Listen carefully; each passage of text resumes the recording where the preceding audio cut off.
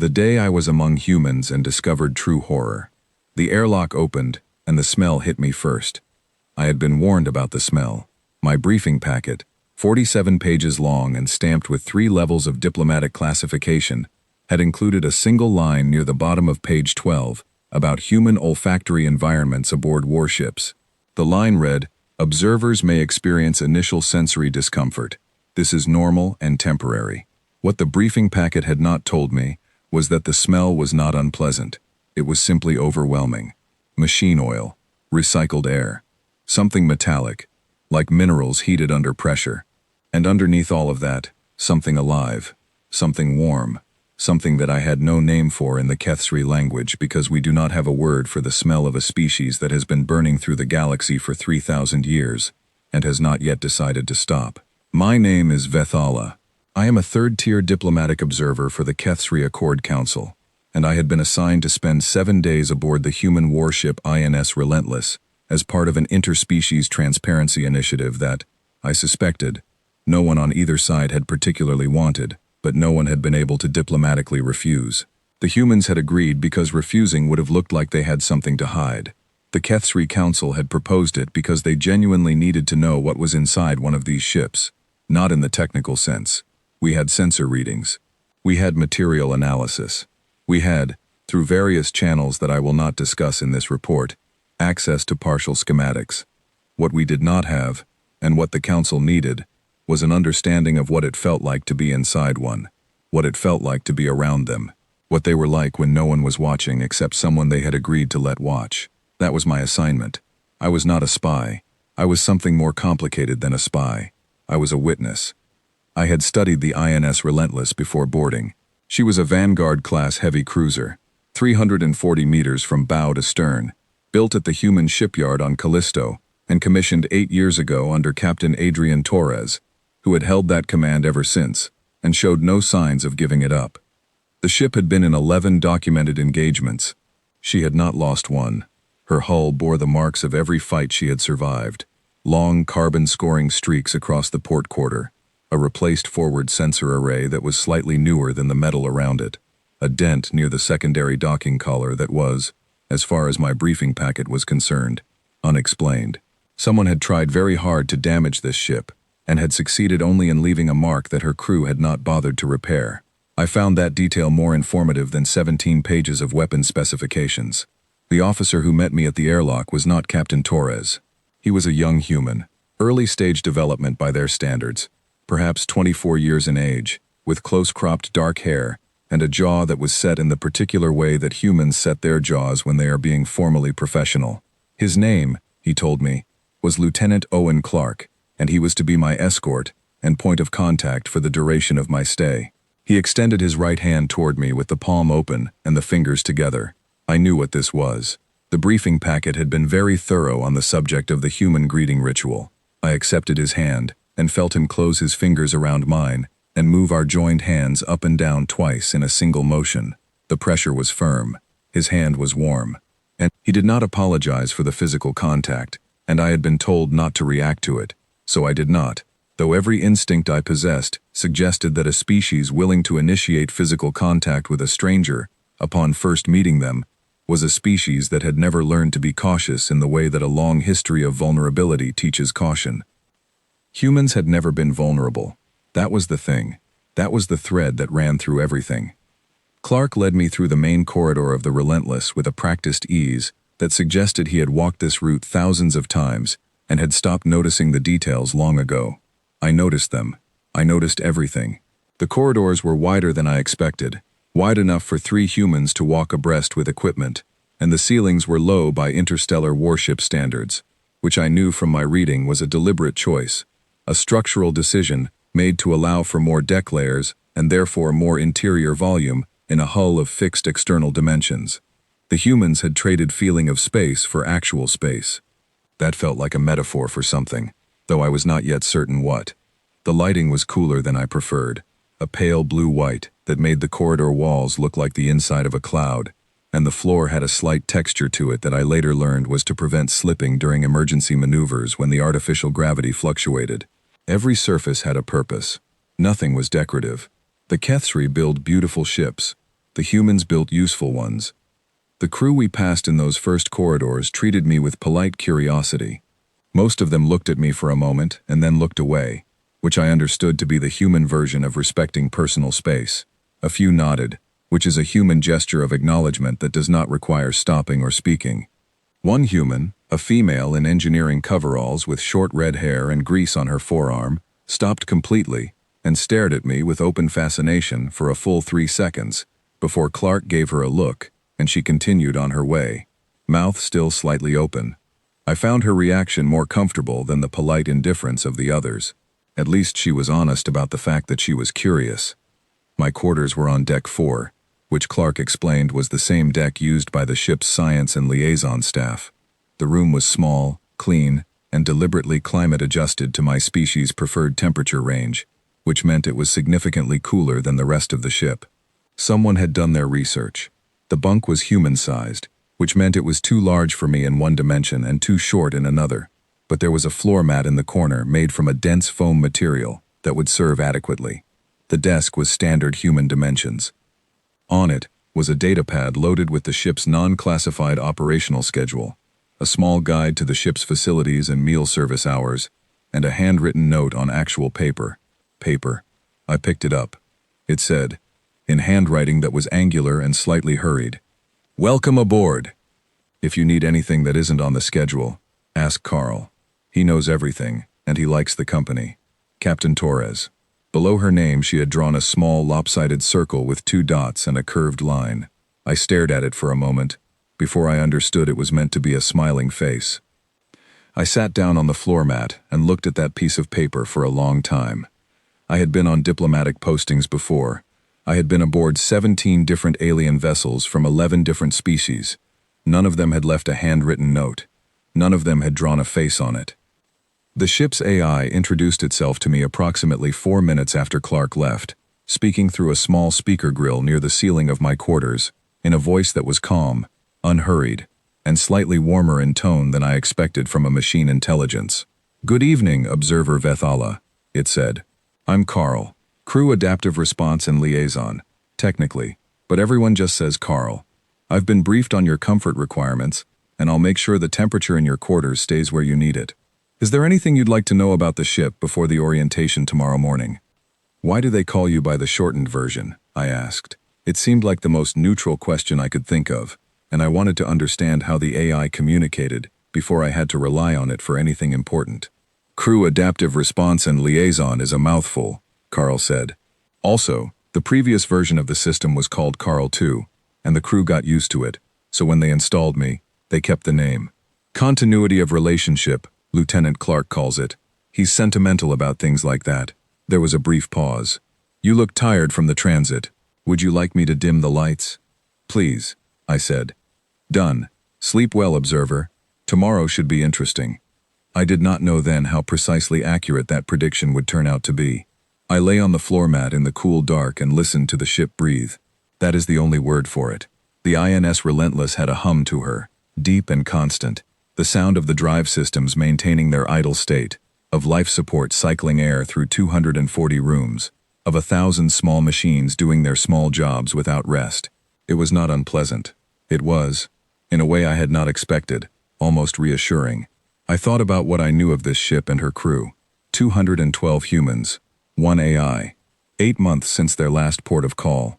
They had been on extended patrol in the outer compact fringe, the messy, contested stretch of space, where trade routes crossed raider corridors, and the big powers all claimed jurisdiction, and none of them really had it. The Relentless had been sent to make the Accord's presence felt, to be visible, to be, in the careful diplomatic language of the mission briefing, a deterrent. I knew from reading between those careful lines that deterrence, in human terms, often meant a demonstration had already been given, and the deterrent effect was now operating on the strength of that memory. Someone, somewhere in the outer fringe, had tested the Relentless, and what remained of that someone had communicated the results to everyone else in the region. I thought about that for a while. Then I thought about the handwritten note, then about the face she had drawn on it. I did not sleep easily, but I slept. The morning began with a sound I was not prepared for. It came through the wall between my quarters and the next cabin, A rising sequence of tones from what Carl later explained was called an alarm, a device humans use to wake themselves from sleep at a designated time. I had read about alarms. Reading about them had not prepared me for the lived experience of the one next door, which was loud enough that my translation unit briefly mistook it for a proximity warning. The alarm was followed immediately by a sound that was, once I processed it, singing. Not a performance of singing. Not a recording.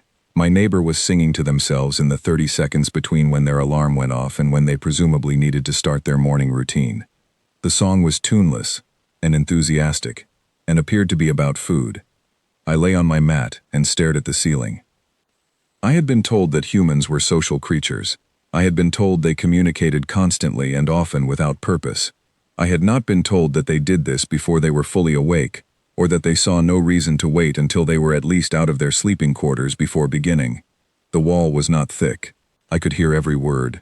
I could hear, moments later, the sound of water running, which I knew was their bathing system, and I could hear, continuing through the water, the singing, which had moved on from the topic of food to a topic I could not immediately identify, because the words were being sung faster than my translator could keep up.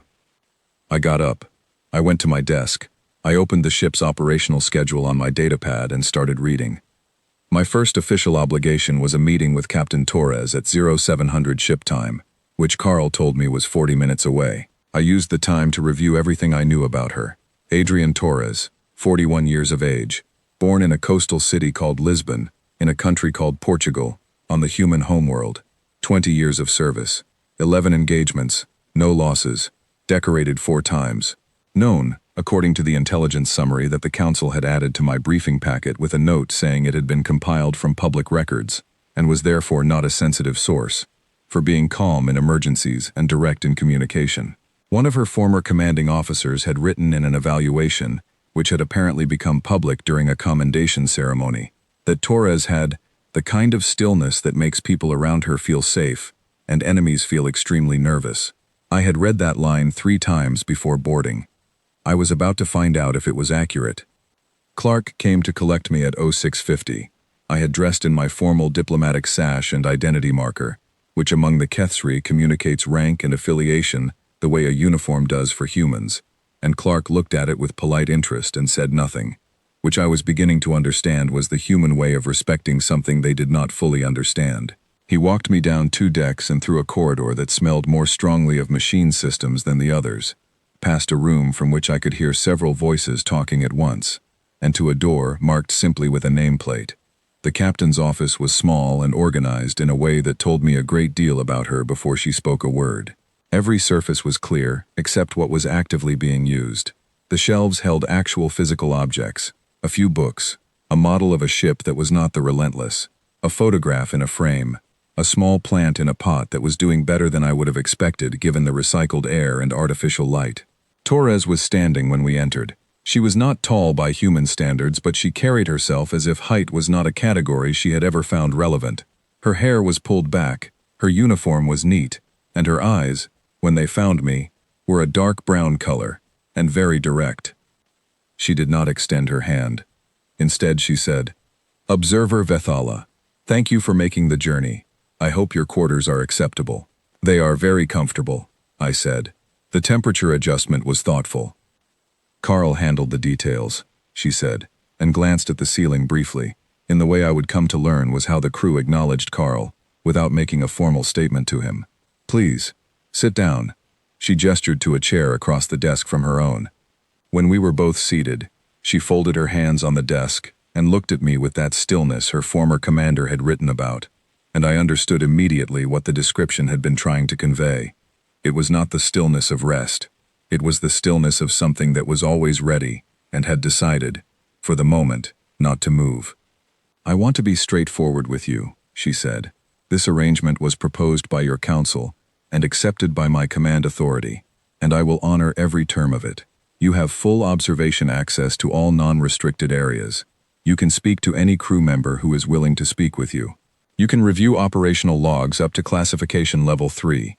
If you want access to something beyond that, you ask me directly and I'll tell you directly whether it's possible." She paused. "I'd rather have you ask than wonder." "I appreciate the directness," I said, because I did. Good. Then I'll also be direct about this. My crew knows why you're here. They know you're observing and documenting.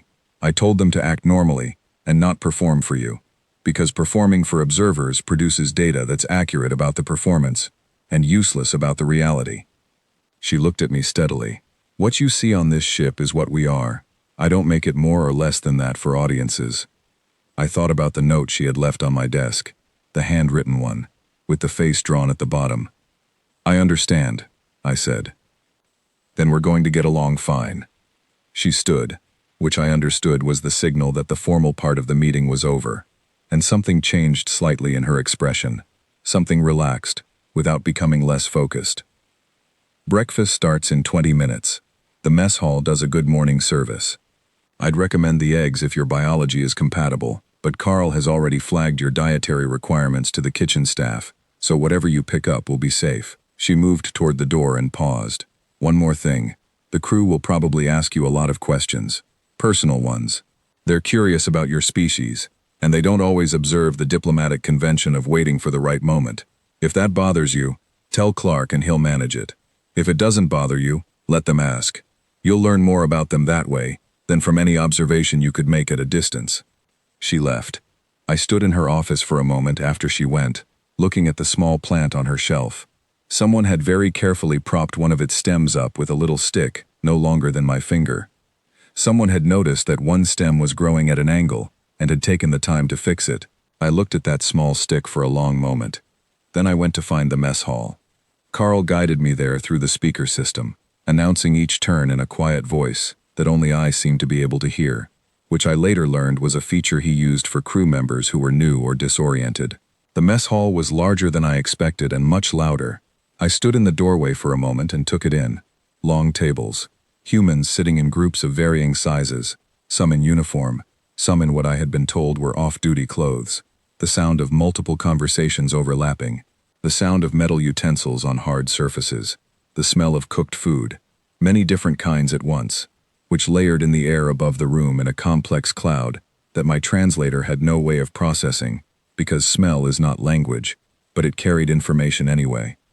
No one looked up when I entered, or rather, a few people glanced at me and then went back to what they were doing, which was eating and talking, usually at the same time. I collected a tray, chose items that Carl had quietly recommended through my earpiece, and looked for somewhere to sit. A human woman at a nearby table caught my eye, not staring, just noticing, and moved slightly to one side, in a gesture that I understood, across all species differences, to mean, there is room here if you want it. I sat down. Her name was Elena Reyes, Specialist First Class, Combat Engineer, the crew member whose quarters shared a wall with mine. She was the one who had been singing. I did not tell her I knew that. She told me herself about 2 minutes into the conversation, with no apparent embarrassment, because she had heard me moving next door, and realized I must have heard her, and she thought she should apologize but then decided not to because, she said, and I am quoting exactly, being apologetic about existing just sets a bad tone for the whole relationship. I looked at her across my tray of carefully selected safe foods and thought, there it is. There is the thing the briefing packet kept almost saying but never quite saying. Being apologetic about existing sets a bad tone. These people are not apologetic about existing. They have never been apologetic about existing. They evolved on a single planet in an unremarkable solar system, and they looked up at the sky and thought not, how vast, but how far. And then they went. You're going to have a very strange week, Reyes said, spooning something from a bowl. I mean that as a compliment. I believe you, I said. She smiled. It was wide and open and showed a lot of teeth, and I had read that human smiling was a gesture of warmth and welcome and did not carry the threat display that it would among certain other species. But knowing that, and experiencing it directly were, I was discovering, two very different things. Good, she said. Then eat your breakfast. You've got a full orientation after this, and Lieutenant Clark walks fast. She was right about Clark. He walked very fast. He took me through the ship for 2 hours, at a pace that left me calculating his stride length against mine, and concluding that he was not trying to be inconsiderate, but simply operated at a default speed that assumed everyone around him was comfortable keeping up. I was not. but I kept up. He showed me the engineering bays, which smelled powerfully of ozone and heat, and the medical center, which was cool and quiet, and organized with a precision that felt different from the controlled organization of the rest of the ship, more careful, more cautious, as if everything in it knew it might need to be found quickly. He showed me the observation lounge on Deck 2, a room with a large viewport that looked out into the star field, and a recreation room that had, I noted with some confusion, a corner filled with an assortment of objects that appeared to be for the purpose of deliberately making one's body work harder than necessary. Clark explained these were exercise equipment, used during off-duty hours.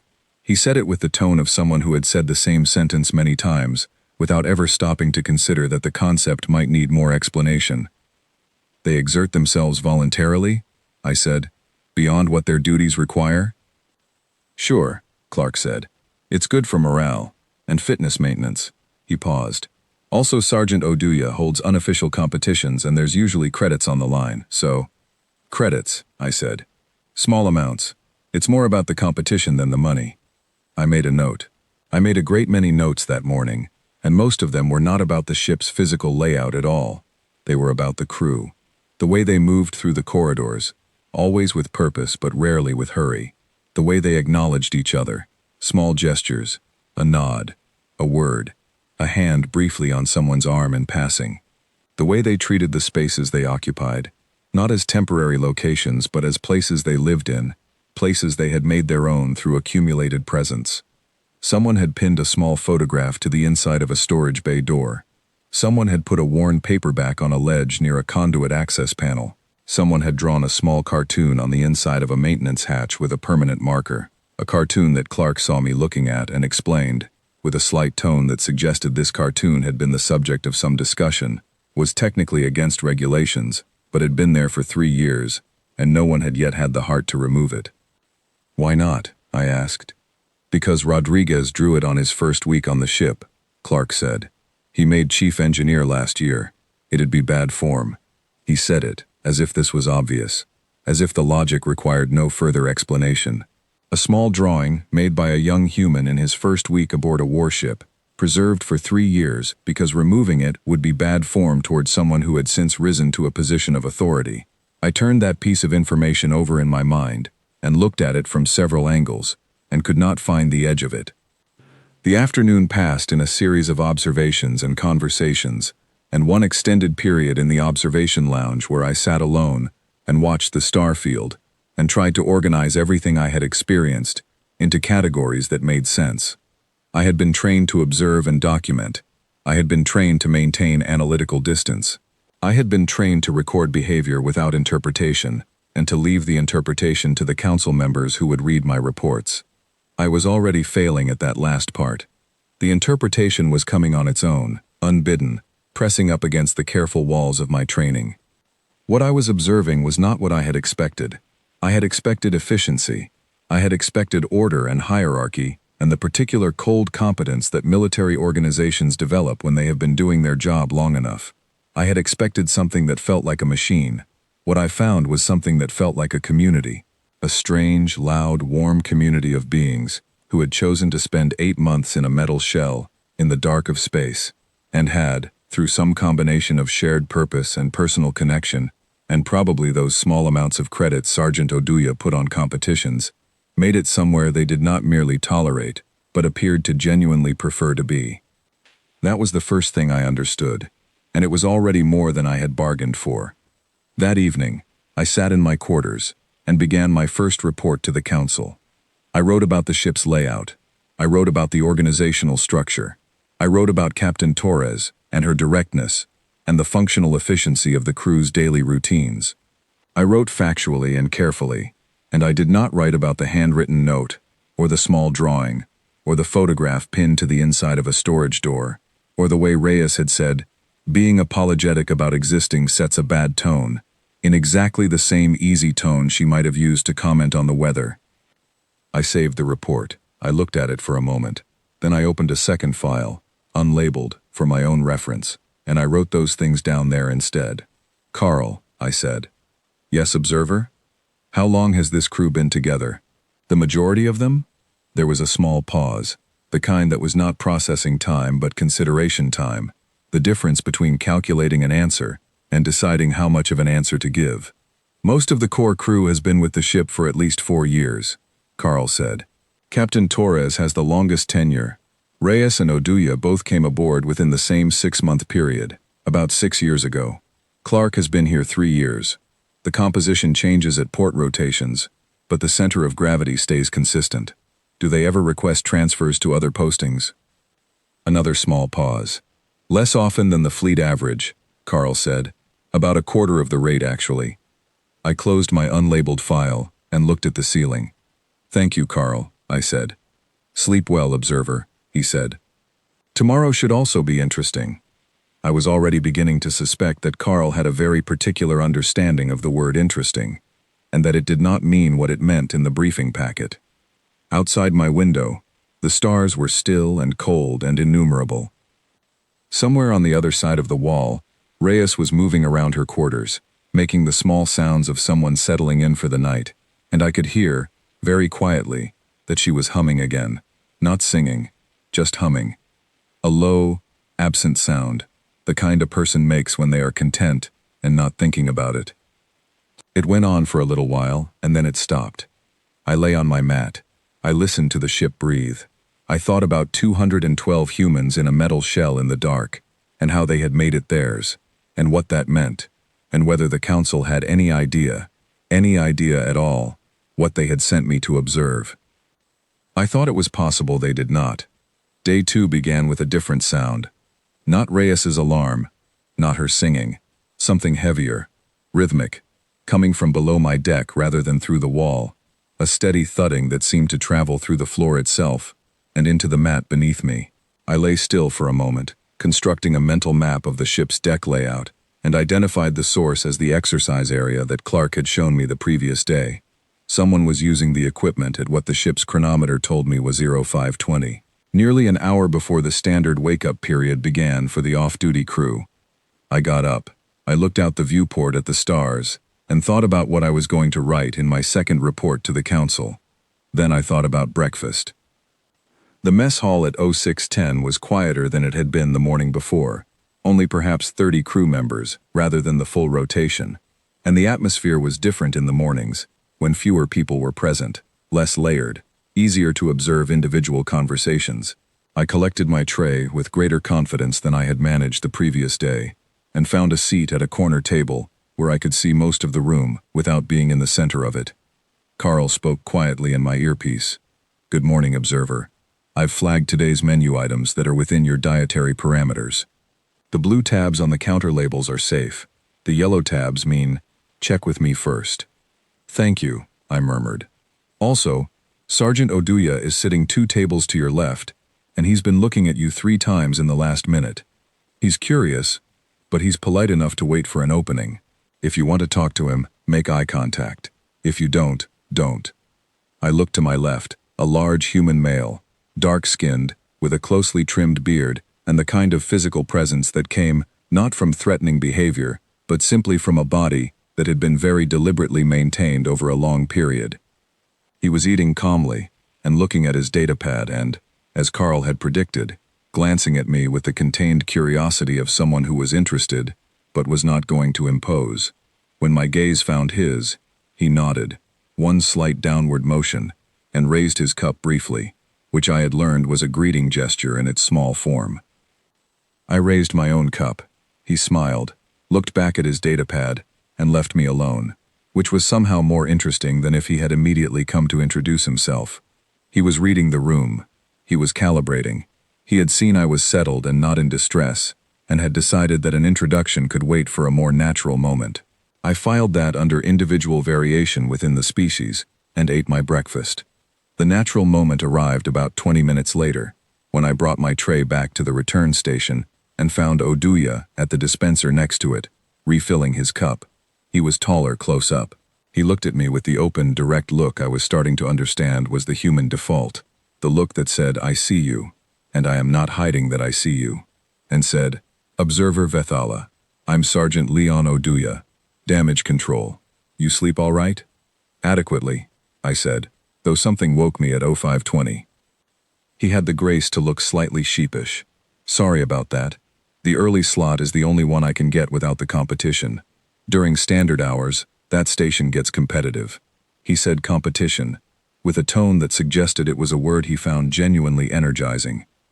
Carl mentioned you hold unofficial events, I said. Carl talks too much, Oduya said, without any particular disapproval.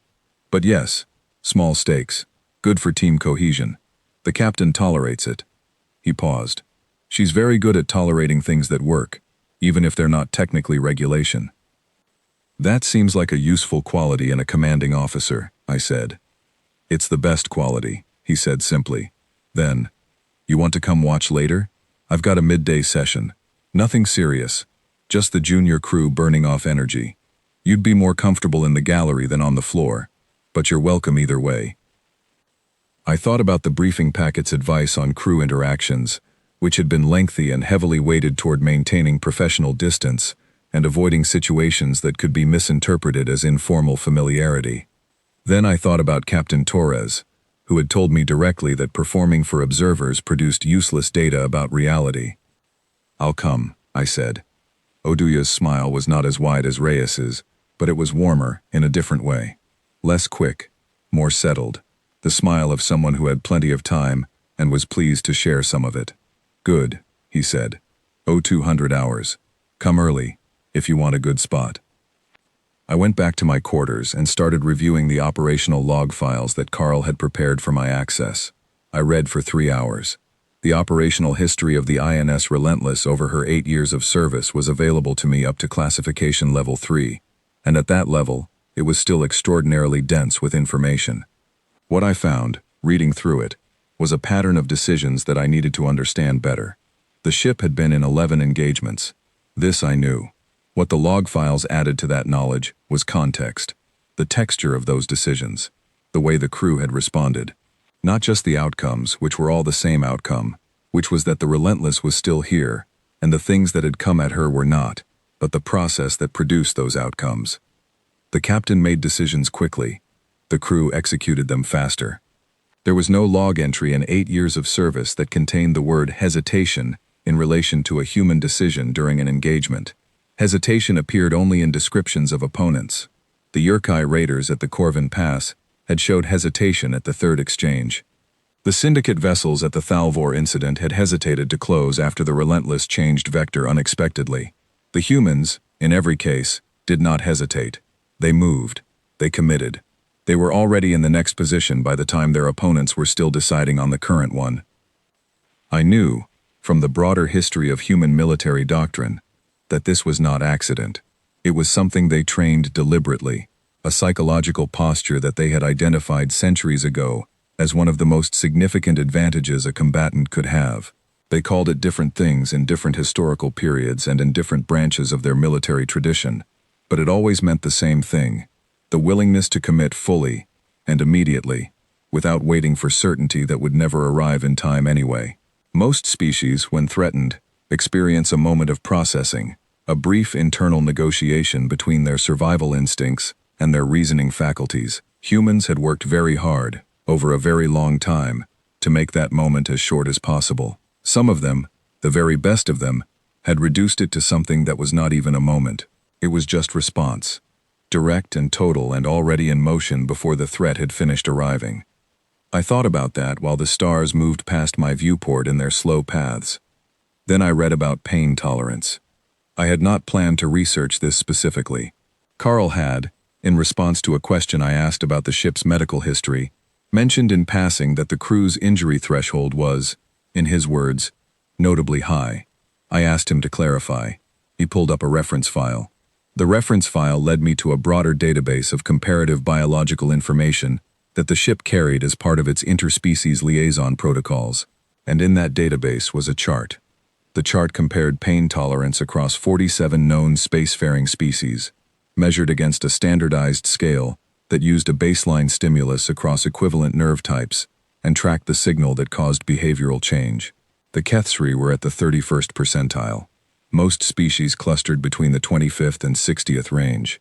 The chart topped out at 100. Humans were at 94. I read the accompanying notes.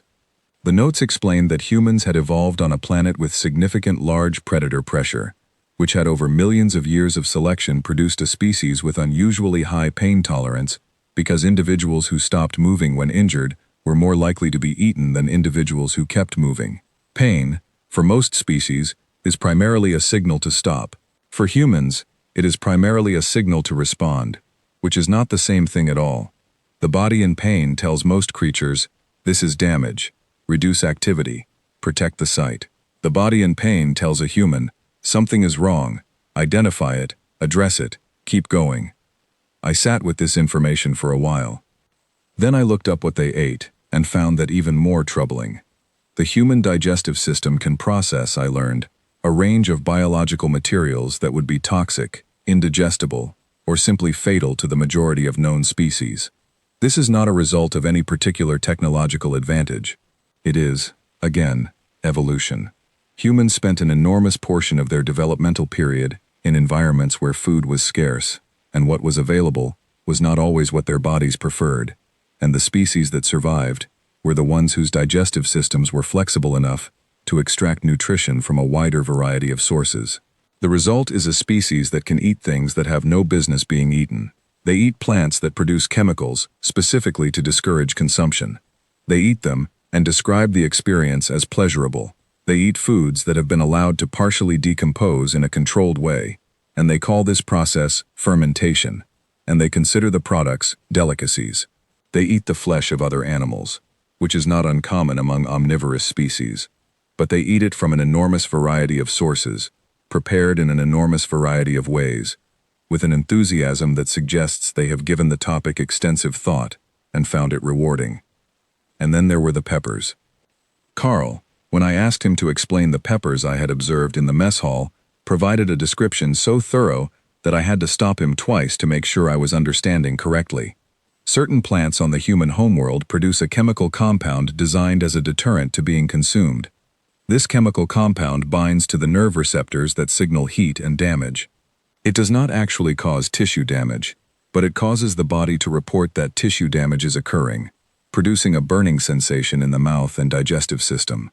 In most species, this would function exactly as intended. The animal consumes the plant, experiences apparent damage, and does not consume the plant again. The plant's defense mechanism works. Humans, having initially consumed these plants in conditions of limited food availability, developed a degree of tolerance for the compound, and then, over generations of continued exposure, developed something beyond tolerance. They developed a preference. They not only ate the plants that chemically told their bodies they were being hurt, they cultivated those plants to produce larger quantities of the chemical. They bred varieties with higher concentrations, and they incorporated these into their diets as a source of positive sensory experience. They eat pain. Not metaphorically. They found something that makes the body think it is being damaged, and they decided that was a flavor they enjoyed, and they made more of it on purpose. I closed the database file. I looked at the ceiling of my quarters for an extended period. Then I opened my unlabeled personal file and wrote, "These creatures eat things that hurt them, and they like it. What does this mean? Refer back to pain tolerance data. Cross-reference with historical aggression patterns. Consider implications for conflict engagement. Consider implications for everything." The midday session in the exercise area was more than I had prepared for. It was not aggressive in any way. I want to be clear about that. No one was harmed, and no one was trying to harm anyone. It was a series of competitions organized around the exercise equipment, conducted with rules and clear structure, and a great deal of very loud human vocalization that Carl quietly translated for me as encouragement and humor, and occasional good-natured dispute about the rules, most of which was resolved by Oduya, who functioned as referee with the calm authority of someone who had done it many times and had long since learned that the loudest argument was rarely about the most important issue. What it was, however, was a sustained demonstration of what human bodies can do. I watched from the upper gallery, as Oduya had suggested, looking down at the group of 15 crew members who were competing in rotation through a series of physical challenges. Lifting, carrying, climbing, moving through obstacles, basic mechanical tasks that the human body was executing with a speed and efficiency that I found, in aggregate, much more alarming than the weapon specifications I had read the night before. Weapons are separate from the beings that use them. Technology can be countered with technology. What I was watching was something that could not be countered that way, because it was the technology. The body itself was the weapon, refined over millions of years by a process that had no particular target in mind, but had produced, as a byproduct of aiming at pure survival, something extraordinary. A young crew member named Petra Lane, who could not have been more than 20 years old, climbed a rope with no assistance from her legs, in a time that made 3 of her colleagues shout words that my translator initially flagged as aggressive, before confirming the context as enthusiastic. Oduya lifted an object that I estimated at approximately 200 kilograms, without visible strain, and then set it down and made a joke. A human male named Callum Briggs, who had the kind of cheerful and entirely false modesty that I had begun to understand was a performance humans put on when they knew they were going to win, held a position that required his body to be horizontal to the floor, supported only by his hands for 3 minutes and 14 seconds, while carrying on a conversation with someone about what to have for dinner. I wrote in my unlabeled file, "They do this for fun." After the session, Oduya came up to the gallery, not winded, not particularly different from how he had looked before, and sat beside me on the bench with the casual ease of someone who had just finished a pleasant activity, rather than the kind of physical exertion that would leave most species unable to speak for several minutes. "What do you think?" he asked. I considered my words carefully. "I think," I said, "that the intelligence assessments my council receives about human physical capability are probably accurate in their data and entirely insufficient in their meaning." Oduya nodded slowly. He looked at the floor of the exercise area below us where his crew members were talking and laughing and beginning to disperse. "Most species that send observers to us are surprised," he said. "Not with pride, exactly, but with a kind of settled acknowledgement, the recognition of something that had always been true. Not by the ships. They know the ships. The ships are in the databases." He paused. "It's us. We're the part that's hard to believe until you see it." "You seem very aware of this," I said. "The captain talks about it," he said. "She says the best thing an enemy of humanity can do is make an accurate assessment of us. The ones who underestimate us have a bad time. The ones who make an accurate assessment usually decide they'd rather make a deal." He looked at me sideways, not unkindly. "That's what your council is trying to do, isn't it? Make an accurate assessment." "Yes," I said. "Good," he said. "Then I hope you're paying attention, observer, because you're going to see something later today that's going to be much more useful to your report than my midday session." "What am I going to see?" I asked. He looked out at the stars through the far viewport. "Torres got a nav update this morning," he said. "There's a convoy route 2 hours from our current position, and it's been flagged as active." He did not say anything else. He did not need to. I sat in the gallery after he left and looked at the star field and understood what he meant. The Relentless was not here for observation. She was here because something needed to be observed, and she was the thing sent to observe it. And in the language of a warship, observation and action were not as separate as they were in diplomatic vocabulary. I went back to my quarters. I read through the classification Level 3 operational protocols for crew behavior during active engagements. The protocols were thorough. They were also completely inadequate as a preparation for the actual experience, which I would understand much more clearly before the day was over. That evening, Reyes knocked on my door and offered me something from a container that smelled strongly of cooked plants and chemical heat. She called it leftover chili. She said, with a grin that showed all her teeth, that it would put hair on my chest. "I have no chest hair. I am not sure I have the anatomy for chest hair." She said this anyway, as if the impossibility of the outcome was entirely beside the point, and what mattered was the spirit of the offer. I thanked her, and did not take the chili, and lay on my mat for a long time after she left. I thought about pain tolerance data, and pepper chemistry, and rope climbing without legs, and Oduya's casual reference to a flagged convoy route. I thought about all the things I had observed in less than 48 hours that my briefing packet had described either incompletely or not at all. I thought about what Captain Torres had said, that what I saw on this ship was what they were, no performance, no adjustment. This was what they were, all of it. I opened my personal file and added one line. "I am beginning to think," I wrote, "that the galaxy does not understand what it is living next to." The alert did not sound like I expected. I had expected something loud, something that matched the weight of what it was communicating. In the films that the Kethsri Accord's Cultural Liaison Office had compiled as part of my preparation package, human ships in crisis made sounds like physical pressure, warning tones that escalated in pitch and volume, and seemed designed to carry urgency through the hull itself. The Relentless's combat alert was a single clear tone, medium pitch, sustained for 3 seconds, repeated twice. Clean, almost mild. Carl's voice followed it immediately, calm and precise. Action stations. This is not a drill.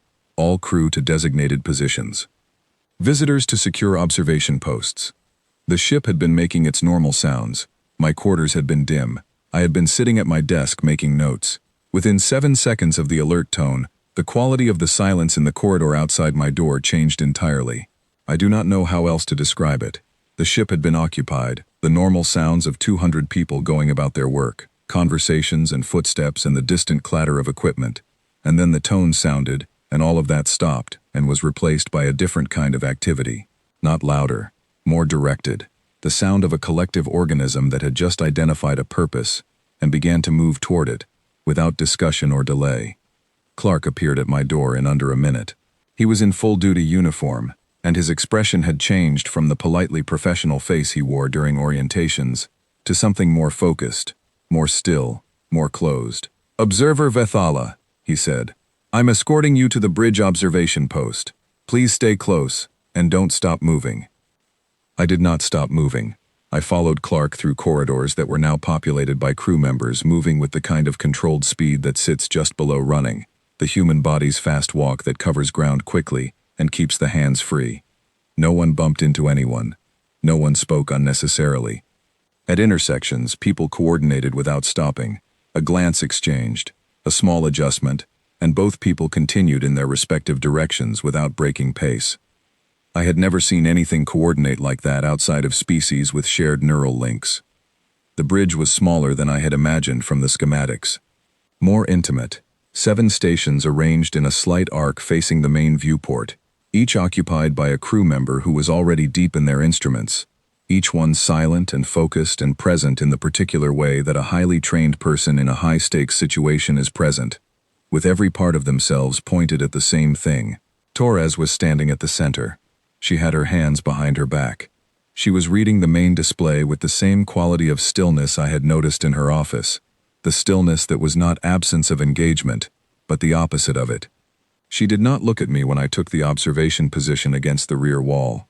She did not need to. Carl's voice came over the bridge speakers. 3 vessels decloak at bearing 172 Mark IV. Confirmed. Yurkai configuration. 2 standard raiders and 1 command ship. They're painting us with targeting sensors. Return the favor, Torres said. Full sensor package. Let them see we're looking. Sensors active, said the weapons officer without looking up. She was young, which I had not expected. A human female, with her hair pulled back and her face set in an expression of pure concentration, her hands moving across her board with a speed that suggested she was not thinking about individual actions, but executing a sequence her body knew without consultation. Her name, I had seen it on the roster, was Elise Chen. 22 years old. She had been on the ship for 18 months. They're not breaking off, Carl said. The command ship is beginning an intercept arc. Of course they are, Torres said. Not with alarm.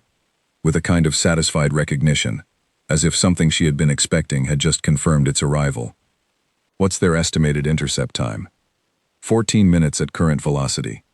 They'll adjust velocity, Torres said. Assume 10. She turned slightly. Weapons. Load forward tubes 1 through 6. Don't fire.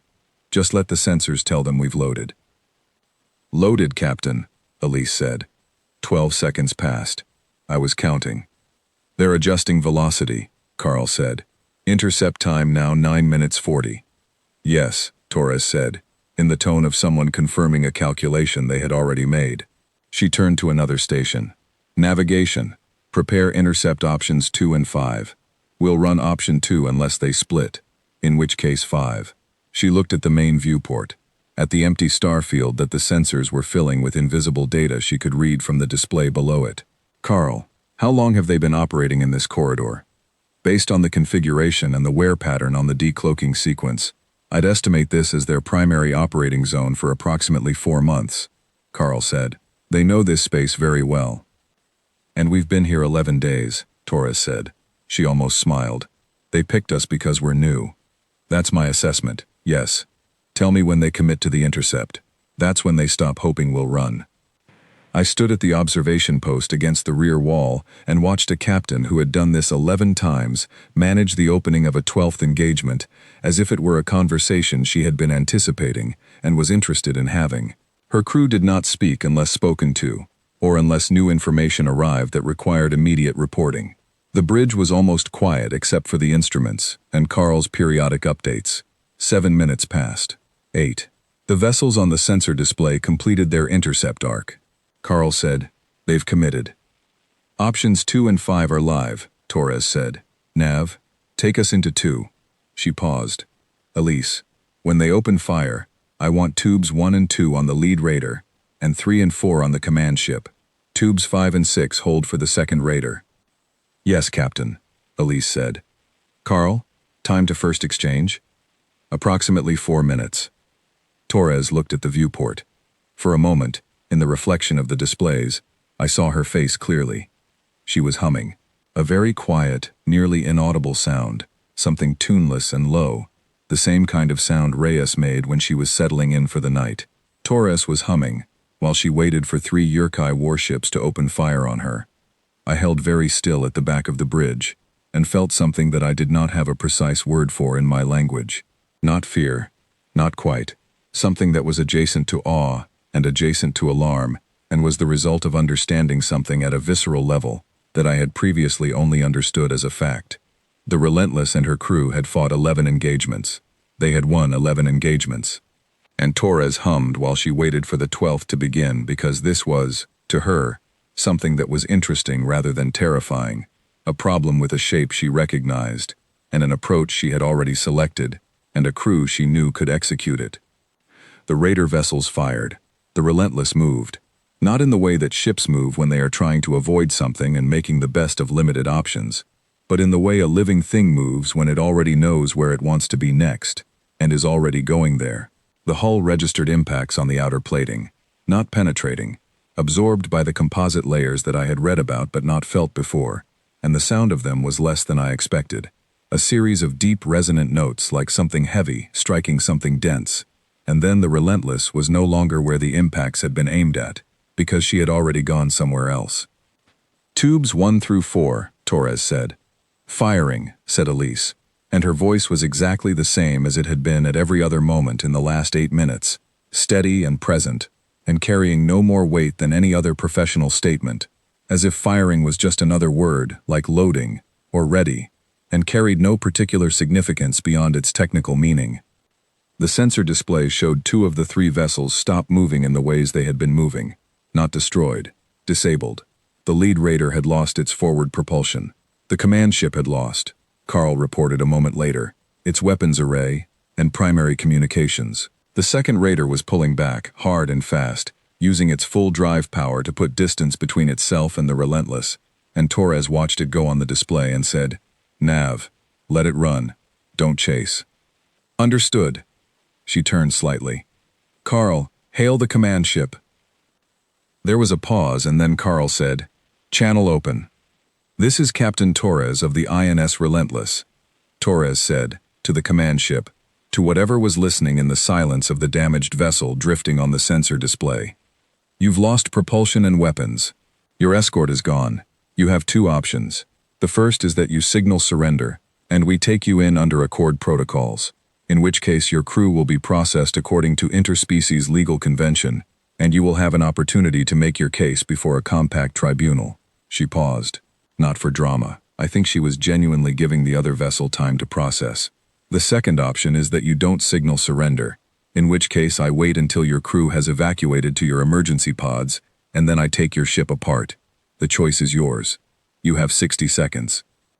32 seconds later, Carl said, Surrender signal received. They're launching boarding coordinates. Torres nodded. She uncrossed her hands from behind her back. She looked at the bridge crew, each of them in turn, a circuit that was brief but complete. "Nice work," she said. Nothing more than that. Then she looked at the rear wall and appeared to notice, perhaps for the first time since the alert had sounded, that I was there. She did not look surprised. She looked, faintly, as if the thought had arrived and been briefly considered and filed away. "Carl," she said, "make sure Observer Vethala has access to the post-action logs as they're processed." "Already scheduled, Captain," Carl said. She walked past me toward the door. At the threshold, she stopped. She did not look back. "What did you think?" she said. I thought about every answer I could give. I thought about the analytical distance I was supposed to maintain. I thought about the difference between observation and witness.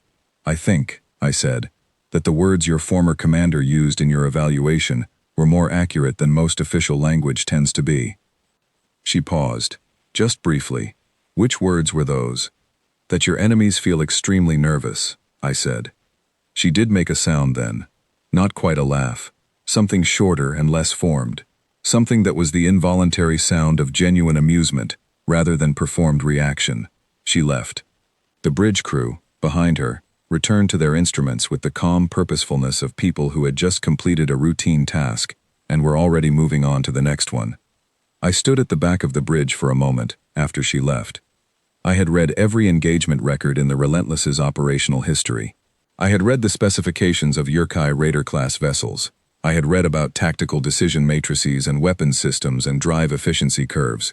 I had known, intellectually, that the ship was capable, that the crew was trained, that Torres was experienced and skilled. I had known all of this as information. I now knew it as something different, something that information becomes when you have been in the same room while it is happening, when you have seen the hands moving on the instruments, and heard the voice that was the same at every moment, and watched a captain hum while the clock ran down toward incoming fire. I went back to my quarters. I sat at my desk. I opened my personal unlabeled file, and I wrote for an hour without stopping. I wrote everything I had seen and felt and thought. I wrote about the quality of the silence before the fire, and the sound of the impacts, and the way Elise's voice had not changed at all when she said the word firing. I wrote about Torres humming. I wrote it all down very carefully because I was afraid, if I let time pass, I would begin to smooth it out in my memory into something I could make sense of, and I did not want to do that. I wanted to keep the raw version, the version that made my translator equivalent of a nervous system keep sending signals it could not categorize. When I was done writing, I called my supervisor on Nexus Station Orvin. He was on a different clock, and it took a few minutes for him to answer. "Vethala," he said when the channel connected. "How is the posting?" "Informative," I said. "Good. Anything significant to report yet?" I thought about the 32 seconds between Torres's ultimatum and the surrender signal. I thought about 22-year-old Elise Chen with her hands moving on the weapons board. I thought about the humming. "I'll have the second full report ready tomorrow," I said. "I would like to add a supplementary section." "What kind of supplementary section?" "A recommendation," I said, "regarding the level of priority the Council is currently assigning to understanding this species." There was a pause on the line. "What's the recommendation?" "That they increase it substantially," I said, "and quickly." There was a longer pause. Then my supervisor said, "Is that from observation or from personal concern?" I looked at the stars outside my viewport. I thought about 3 Yurkai vessels and the 14 minutes that had become 9 minutes 40, that had become a choice between 2 options, both of which pointed in the same direction for anyone paying attention. "Both," I said. I ended the call. I looked at the post-action logs that Carl had already queued for my review on the terminal screen. I opened them. I read. The logs were precise and comprehensive, and entirely unremarkable in their language, which was itself a form of information. The way humans describe these events in their operational records is the way someone might describe any professional task completed competently. The language was flat and accurate and would tell an outside reader exactly what had happened and nothing at all about what it had felt like to be there. I thought about that distinction for a long time. Then I read the boarding team's report, which was briefer than I expected. 6 crew members had entered the disabled raider vessel through an emergency docking clamp, secured the crew of 23 in under 4 minutes, and exited with no casualties. The report noted the opposing crew had offered no resistance following the command ship's surrender signal. I added a note to my personal file. The gap between the operational language and the actual experience of these events is significant and is itself important data. The language they use to describe what they do does not match the scale of what they do. This is either humility or something that functions like humility and produces the same result. Investigate further. At 2100, I heard Reyes singing through the wall again. The song was different from the morning one, slower. She had a reasonable voice when she was not rushing. I lay on my mat and listened to 3 verses of something I could not identify, and thought about the 32 seconds, and the humming, and the voice that did not change, and the ship that already knew where it was going before the fire came. I did not sleep for a long time. When I did sleep, the ship kept breathing around me, steady and deep and entirely itself, and I lay inside it like something small inside something very large, and the stars moved outside my viewport in their slow, reliable arcs, and somewhere in the darkness beyond my door, 212 humans who had just done what they did went about their evening as if nothing in particular had happened, because for them, nothing in particular had. That was the most frightening thing I had yet encountered. I added that to my notes in the morning. I had not planned to spend any part of Day 4 in the ship's historical archive. The plan for Day 4, as Clark had outlined it, involved a tour of the ship's communications array in the morning, a scheduled meeting with the head of the medical staff after lunch, and an optional attendance at a crew recreational event in the evening that Carl had described as a card game with significant social dynamics.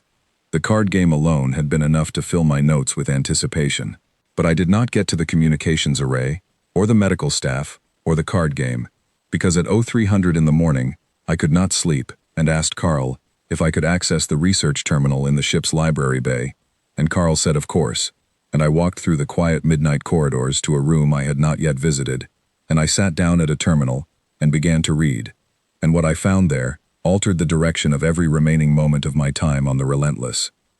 The library bay was small, only 4 terminals and 2 actual shelves of physical books, the kind that humans make from processed plant matter, which is a technology so old that even the oldest Kethsri records describe it as ancient.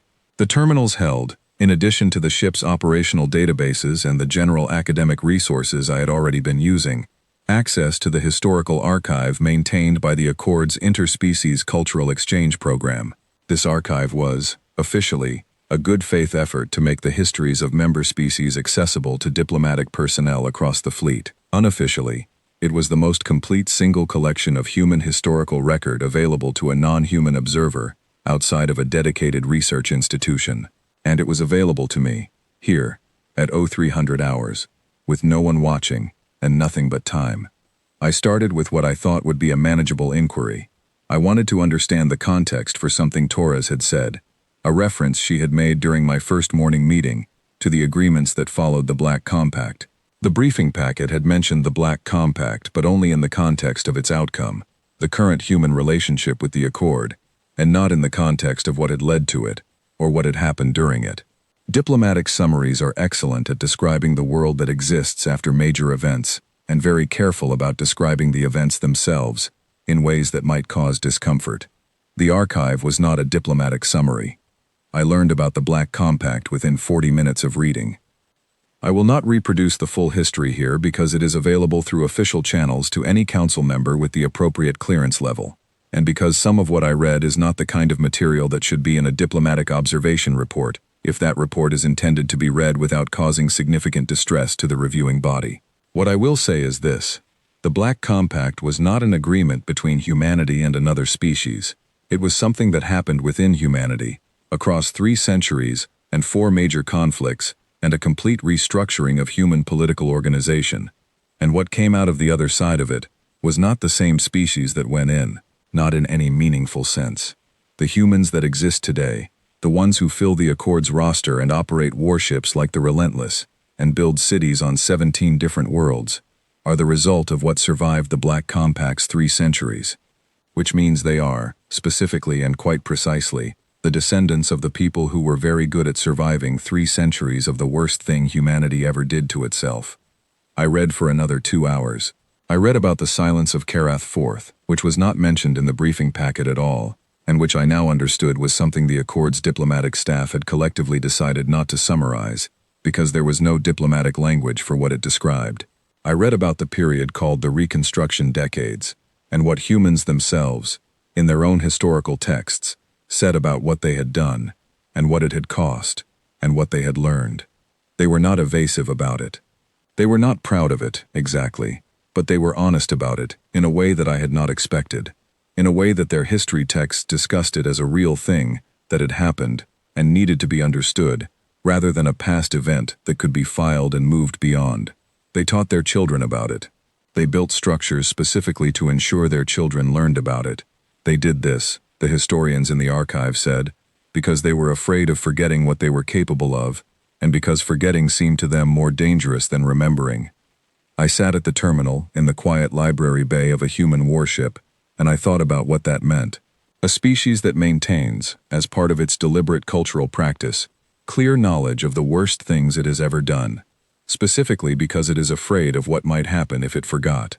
Not because it wants to feel bad about the past, because it has concluded that the cost of comfortable forgetting is higher than the cost of uncomfortable memory.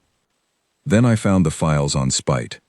I had encountered the word in passing several times in human communications, and had assumed my translator was rendering something imprecisely, because the concept did not map cleanly onto any Kethsri emotional category.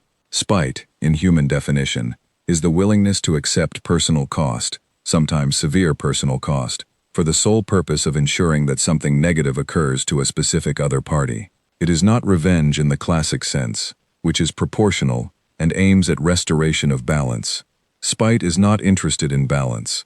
Spite is willing to tip the scale in the negative direction for both parties, if the only alternative is allowing the other party to feel positive. It is, in human psychological literature, described as one of the more extreme expressions of the social bonding mechanism inverted, which means it is a property that emerges from the same part of the human character that produces loyalty and community and the impulse to help strangers in distress. It is love with the sign reversed, and it is treated, in human psychology, not as a condition requiring treatment, but as a trait, something that exists in the species, something they have studied and categorized, and, in some contexts, apparently regarded as a feature rather than a flaw. Carl had, apparently, been monitoring my reading history in the way that AI systems do when they are paying attention, and his voice came quietly through the terminal speaker at approximately 0445.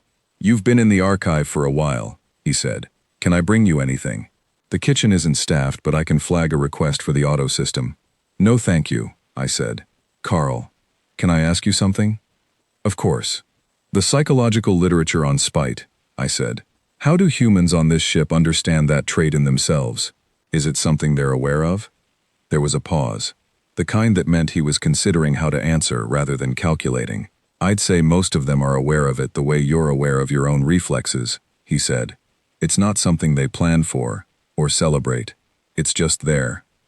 Most of the crew have experienced it in small ways. The feeling that they'd rather lose something themselves than let someone who wronged them come out ahead. Torres has a theory about it." "What theory?" "She says it's the thing that makes humanity hard to end," Carl said. "She's been reading the same history you've been reading tonight, for most of her career, and her conclusion is that the species has survived things that should have ended it by being constitutionally incapable of deciding that the cost of continuing was higher than the cost of stopping, because stopping means the thing that hurt you wins, and spite doesn't allow for that calculation." Another pause. "She says it in different ways depending on the context, but that's the core of it." I stared at the terminal screen. "She's described this to you?" "We talk a lot, during night watch," Carl said. "It gets quiet. She likes to think out loud." I thought about Captain Torres in her office, with the small plant on her shelf. I thought about her 212 crew members sleeping in their bunks 3 decks away, descendants of the people who came through the Black Compact, carrying in their specific biology the legacy of every ancestor who had decided that stopping was worse than hurting, and had kept going anyway. I thought about the Kethsri Accord and why it existed, which was not because humanity had been diplomatically persuaded, and not because they had been militarily overcome, and not because some superior moral framework had been presented to them. The Accord existed because humanity had, over a specific period of centuries, run out of external threats large enough to focus on, and had made a calculated decision that cooperative expansion was more interesting than continued conflict, not more virtuous, more interesting, more aligned with their very specific set of drives and needs. They had joined the Accord because the Accord gave them more to do, more to explore, more to build, more to learn, more to compete against and with and alongside. The Accord had not civilized humanity. Humanity had decided the Accord was a better arena. I opened my comm channel to the council station on Nexus Orvin. I knew it was middle of their work period. My supervisor answered in 12 seconds. Vethala, your supplementary report came through last night. The council is reviewing it. I need to request early extraction, I said. A brief silence. You have 3 days remaining on the posting. I know. Is there a safety concern? Has something happened?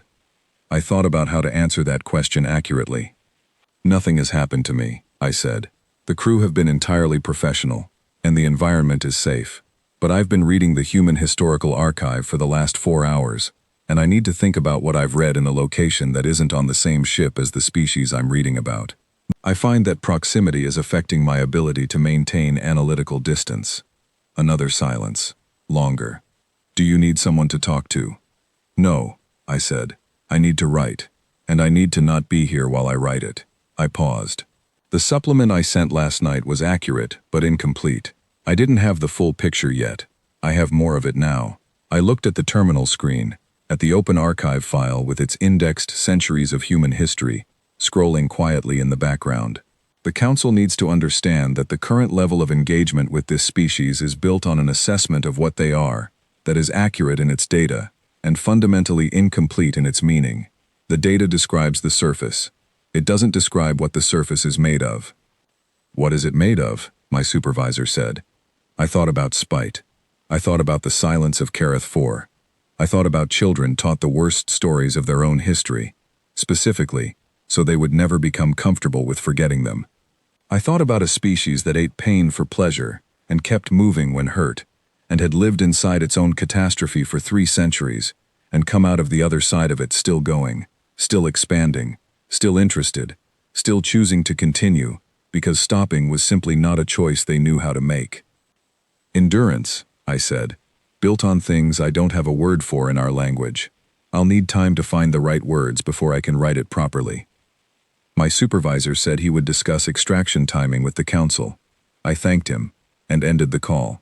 I sat in the quiet library bay for a while after that, in the blue-white light of the terminal, while the ship breathed around me, and the stars moved past the small viewport above the physical bookshelf. Then I went back to the archive and kept reading. I needed to understand it completely before I left.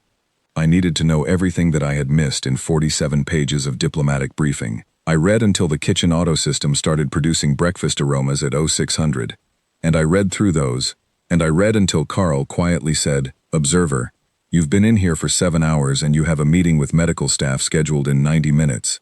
And I said thank you, and did not move. Carl said, Reyes made extra of something this morning. She left some in the corridor outside your quarters. I think it was meant as a gesture of friendship. I thought about Reyes singing on the other side of the wall. I thought about what she had said about being apologetic for existing. I thought about the fact that she had left food in the corridor for me, which was, if I understood human gesture correctly, a small and entirely unnecessary act of consideration for a being she had known for 3 days.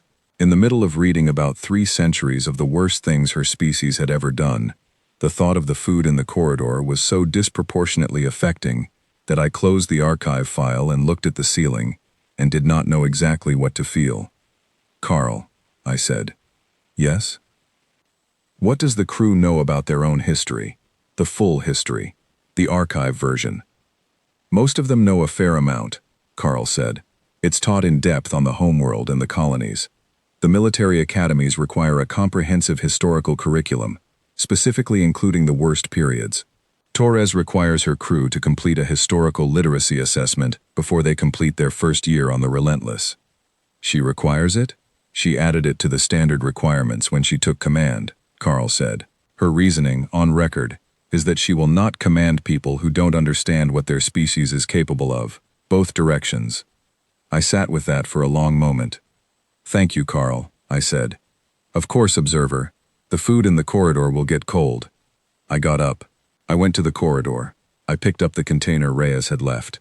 It was warm, still, and smelled of something I could not identify but which Carl confirmed was safe for my biology. I took it back to my quarters and sat on my mat and ate it. It was warm and slightly sweet, and I do not know what it was, and I did not ask. Outside the viewport, the stars continued in their paths. Somewhere in this ship, the crew who knew what they were and chose to keep going anyway were beginning their day, and I was sitting here, in the quiet of my quarters, trying to find the words for something my language had never needed to describe before. The food was good. That was a small thing, and I noticed it anyway. I set the empty container on my desk and looked at it for a moment. Then I thought about Torres saying she would not command people who did not understand what their species was capable of. Both directions. Both directions. Not just the capacity to do extraordinary things in defense of others. Also the capacity for the things in the Black Compact. She required her people to know both. She considered both important. She did not try to give them one without the other, because she had concluded, rightly I thought, that you cannot fully know what you are capable of building if you do not know what you are capable of destroying, and that the difference between the two is not a difference in the being, but in the choices the being makes. That was the most complete understanding of self-knowledge I had ever encountered, presented as a personnel requirement on a warship. I added it to my personal file. I had been adding things all morning, and the file was getting very long and very full, and not at all the kind of document that was supposed to result from a diplomatic observation posting. But I had stopped worrying about that, somewhere around hour 3 in the library bay, when I understood that the thing I was trying to describe was bigger than the document type, and that trying to fit it into the document type would damage it. I opened my official report instead. I wrote 3 pages about the communications array that I had not visited, working from the technical specifications Carl provided, and I wrote them accurately, and I knew they were the least important thing I had written all week. Then I stopped and looked at the stars. I still had 3 days left. I had no idea what they were going to teach me. Based on the first 4, I suspected they were going to complete something that the first 4 had started, and that I was not fully prepared to have completed. I was right about that. On day 5, I stopped taking analytical notes. Not permanently, not officially. I kept my records and maintained my observation log, and continued to file the structured reports that the Council required every 48 hours. But the parallel process that I had been running, the second mind that watched the first mind observe and categorized everything into clean frameworks and held it all at the appropriate distance, that process stopped working the way it was supposed to. The thing that broke it was small, almost embarrassingly small, given everything I had read the night before, given the combat engagement I had witnessed, given 2 days of steadily accumulating evidence that the species I was observing was significantly more complex than any document I had been given could convey. What broke my analytical distance was a sound. It was 0740, and I was in the corridor outside the medical center, waiting for my delayed meeting with the medical officer, whose name was Lieutenant Commander Helena Marsh, and I heard, from behind a closed door, a crew member crying. Not in distress, not in pain. The sounds were quiet, controlled, brief, the sound of someone allowing themselves a private moment and containing it carefully. I would not have noticed it on most ships, or perhaps on most ships it would not have been there to hear, but I had learned in 4 days on the Relentless that the walls were not thick and that the crew were not quiet about being human, and what I heard through that door was someone sitting somewhere and releasing something, the physical equivalent of the kind of weight that a being collects over time and has to put down periodically in order to keep carrying it. Then the sound stopped. Then the door opened and a human crew member I had not yet met walked past me in the corridor with a completely composed face and nodded at me in the standard human acknowledgement gesture and continued on to wherever they needed to be. I stood in the corridor and watched them go. Clean face, steady walk. Whatever they had been releasing behind that door was put away now. Not gone, not resolved, but stowed with the particular efficiency of someone who has practice at this specific management. They felt things. All of them felt things. And they felt them with the full biological intensity of a species whose emotional architecture was built to the same extreme specifications as their physical one, and then they put those things somewhere they could carry them, and they kept going. Not because they were suppressing, not because they had learned not to feel, because they had learned, apparently through the same generational process that had produced their pain tolerance, and their dietary adaptability, and their spite, and their endurance, that feeling, and continuing, were not opposites. They did them at the same time. I had not understood that before. I had read about human emotional range. I had read about their psychological complexity and the breadth of their internal experience. But I had understood it as a description of a system that I did not personally have access to. The way you can understand that a planet has weather without feeling the rain. I understood it now, in the corridor, watching a crew member walk away from a private moment with a composed face and an even stride, as something that I could feel the outline of. And what I felt the outline of was very large. Helena Marsh was waiting for me in the medical center, with 2 cups of a warm liquid that she identified as tea, and which Carl confirmed was safe for my biology. She was a lean, quiet woman, in her mid-30s, with a stillness that was different from Torres's stillness, less strategic, more observational. She watched the world rather than moving through it. It was, I thought, an excellent quality for a medical officer on a warship, someone whose primary job was to pay attention to small changes in large numbers of people. She asked me how I was finding the posting. I told her I was finding it educational. She nodded and said that was typically how observers described it in the first few days, and that the description usually changed in the second half of the week. I asked her how it usually changed. She looked at me for a moment with those observational eyes. Observers from other species usually either become more guarded as the week goes on, she said, because what they're seeing is making them nervous, or they become more open, because what they're seeing is changing their understanding of something. She paused. The ones who become more guarded usually file reports recommending caution in interspecies relations. The ones who become more open usually file reports recommending deeper engagement. Another pause. Which way are you going? I don't know yet, I said, which was honest. She nodded again. What questions do you have for me? The clinical ones. I had a list. I had prepared it from the biological data I had been reading, and it included questions about the crew's physical condition, injury patterns, recovery data, the medical protocols for combat situations, the psychological support structures available on long deployments. She answered all of them thoroughly and precisely, and what she told me confirmed and expanded what I had read in the databases, and none of it surprised me at this point, except in the specific details. The recovery rates were faster than I had expected, even knowing the general data. The psychological resilience protocols were more sophisticated than I had known existed in the fleet's medical standards. The crew's overall health metrics were, she told me, in the top quartile for Accord vessels in their class. Is that the captain's influence? I asked. Marsh considered. The captain sets the standard, she said, but the crew upholds it. They look out for each other in ways that I don't have to formally structure. They notice when someone's not sleeping. They notice when someone's withdrawn. They bring people to me before the issue becomes clinical. She wrapped her hands around her cup. That's not a medical thing. That's a community thing. I just provide the infrastructure. They provide the social web that actually catches people. I thought about the door, the quiet sound, the composed face. Do they talk to each other? About hard things? Constantly, she said. Sometimes in ways that are difficult to witness if you're not used to it. They're very direct with each other. Humans don't, in general, maintain the emotional formality that most diplomatic species practice. They say things directly. They respond directly. It can look, from the outside, like conflict, but it's usually the opposite. It's trust. I sat with that. They trust each other enough to say difficult things. They trust each other enough to say difficult things and to hear them, she said. Which is harder? She looked at me with those quiet eyes. Is this useful for your report? Everything here is useful for my report, I said. Some of it in ways I didn't anticipate. She smiled. Small. Measured. The smile of someone who was used to holding space for others' processing. The distress call came in this morning, she said. From the Vethri freighter. Carl probably told you. He had not. No, I said. Ah. She looked at her cup.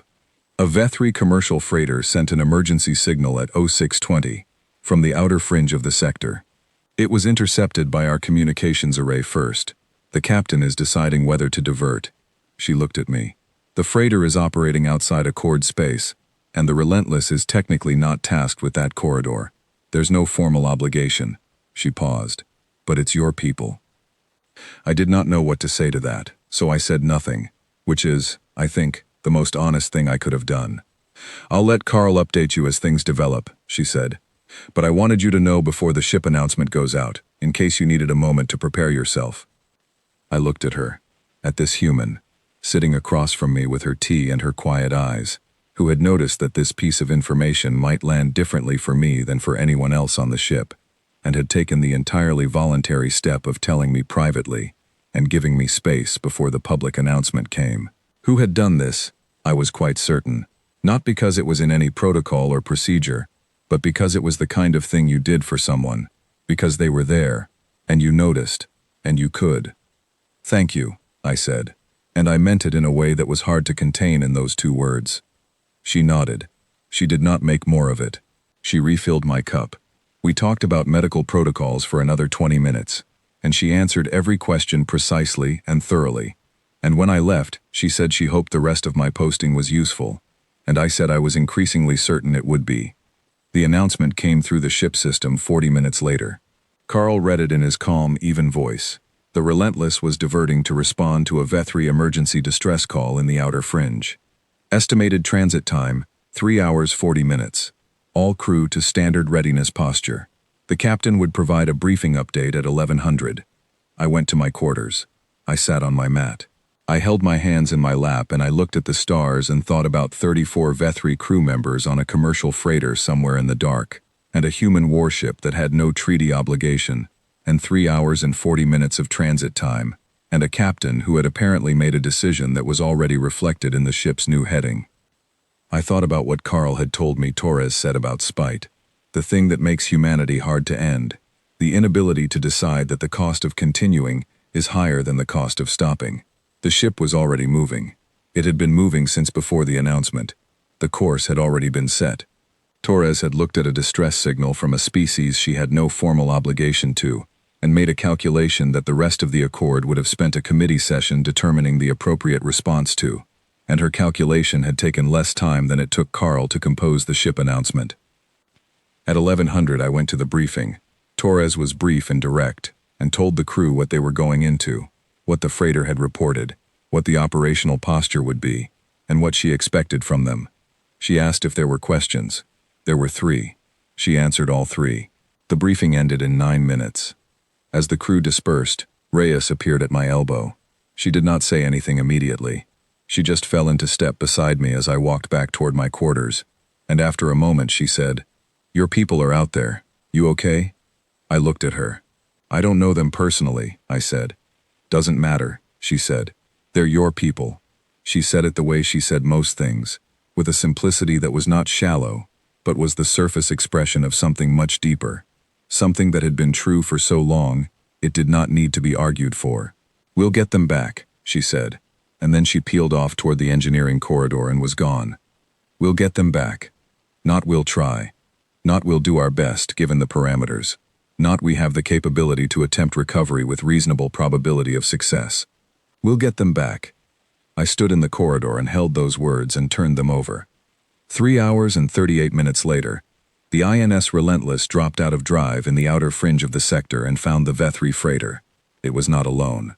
There were 2 other vessels, the kind that do not operate under any Accord registration, the kind that appear in sensor data without transponders, the kind that had locked their boarding tubes to the freighter's hull. 60 crew, 42 passengers, 34 of them Vethri, all currently on the far side of those boarding tubes. Torres looked at the sensor data for approximately 4 seconds. "Action stations," she said. "I know what happened next, because I watched it on the bridge from the observation post, and because I reviewed the sensor logs afterward, and because Carl provided me with a detailed timeline at my request. The engagement lasted 11 minutes from the moment the Relentless arrived, to the moment the last of the 34 Vethri individuals were confirmed aboard our ship through the emergency boarding corridor. In those 11 minutes, The Relentless disabled both hostile vessels, executed a boarding action using 6 crew members in full combat equipment, and extracted every living being on the freighter without losing a single member of the rescue party. In those 11 minutes, not one of the human crew appeared afraid. Not one of them hesitated in the sense of pausing to reconsider. They moved with the same quality of committed motion I had seen in the combat drill, the same quality of someone already in the next position, already doing the next thing, already past the moment of doubt because the doubt had already been resolved by the decision to come here in the first place. 6 crew members went into the hostile boarding tubes and came out again with the rescued civilians, and as the last ones cleared the emergency corridor, one of the 6, Callum Briggs, who I had seen lifting heavy objects in the exercise competition without apparent strain, turned to the crew member beside him and said something that made the other one laugh, and they walked toward the medical center with the rescued Vethri civilians, who were frightened and disoriented, and in some cases unable to walk on their own, and Briggs was holding one of them by the arm and talking to them in the quiet, steady voice of someone who had all the time in the world. Later, when the rescued civilians had been processed and stabilized and given quarters, one of them, an elder Vethri whose face crests were pale with stress and age, was brought to meet me in the medical center. She touched my face crest with her hand and said my name, my actual Kethsri name, not the diplomatic designation in the briefing packet, because Carl had given it to her at her request. She said she had asked for the name of the Kethsri observer on this ship because she wanted to thank them. She said that, in her experience, in 43 years of working in interspecies environments, you did not get many moments where the right thing happened, where the universe made the choice you would have made for it if you could. She said this was one of those moments and she was going to hold on to it. I held her hand and did not say what I was thinking, which was complicated and only partly formed, and would have taken too long to explain in a medical center corridor. What I was thinking was this: they came here because Torres decided they would come here, and Torres decided without being required to, and without waiting for authorization, and without calculating the diplomatic yield, and if I asked Torres why she made that decision, she would probably say something direct and simple, and slightly insufficient, the way all simple true things are insufficient to the weight of themselves. And the thing she said would be accurate, and would not capture the full truth, which was that somewhere in the terrible and magnificent architecture of this species, there is something that does not look away, that cannot look away, that sees suffering and moves toward it even when there is no formal obligation, and no strategic incentive, and no guarantee of success. Not all of them, not always, but enough of them, enough of the time, that it has become a pattern you can rely on. Not a guarantee, a pattern. Something between impulse and choice, something that is both, simultaneously. I stood in the medical center with the elder's hand in mine, and thought about the documents I had read about humanity's worst centuries, the things they had done to each other and to others, the specific and documented record of every terrible decision and every catastrophe they had produced and survived and kept going through, and I thought about 6 humans going into boarding tubes on an unauthorized detour, in a ship that had nowhere better to be, and I thought about Reyes in the corridor saying we'll get them back. The horror was not the weapons. I had known that for 2 days now. But I had thought I knew what the horror was. The pain tolerance, and the history, and the spite, and the endurance. All of that was true, and all of that was unsettling in its own right, and the Council needed to know it, and understand it, and would not fully succeed at either. But it was not the deepest thing. The deepest thing was that they did this. They did this too. That evening I sat in my quarters for a long time without writing anything. The stars moved past the viewport. The ship breathed. Somewhere in the guest quarters, 2 decks below me, 34 Vethri civilians were sleeping, safe on a human warship that had come for them without being asked. I sat, and I thought about the elder's hand on my face crest, and about Reyes saying we'll get them back, and about what it meant that both of those things were real and true, and part of the same species. The same species that had the Black Compact in its history, and the silence of Kareth 4 in its past. The same species that was right now, on this ship, making sure everyone who was supposed to sleep tonight could sleep. I opened my personal file. I wrote 2 sentences. Then I stopped. The 2 sentences were, I have been trying to find the right word for what this species is. I think the right word does not exist in any language I know, because no species that had the word would have needed to invent it before meeting humans. I closed the file. I went to sleep. For the first time all week, I slept easily. Sergeant Leon Oduya died on day 6, at 09:23, 17 minutes into a secondary engagement near the trade lane corridor at the edge of Accord space. I will write that sentence again because it is necessary to be precise and direct, and because the first time I wrote it too quickly, and then sat looking at the words without seeing them clearly enough. Leon Oduya died on day 6 at 09:23 in a coolant line failure that produced a pressure wave during a secondary engagement, and he was 31 years old, and he had been on the Relentless for 6 years, and 3 days before his death he sat beside me in the exercise gallery and told me I was going to see something more useful to my report than his midday competition, and he was correct about that in ways that I do not think he could have predicted. I need to write about this. I need to write it accurately. I do not know if I am capable of writing it accurately because I am not trained for this part.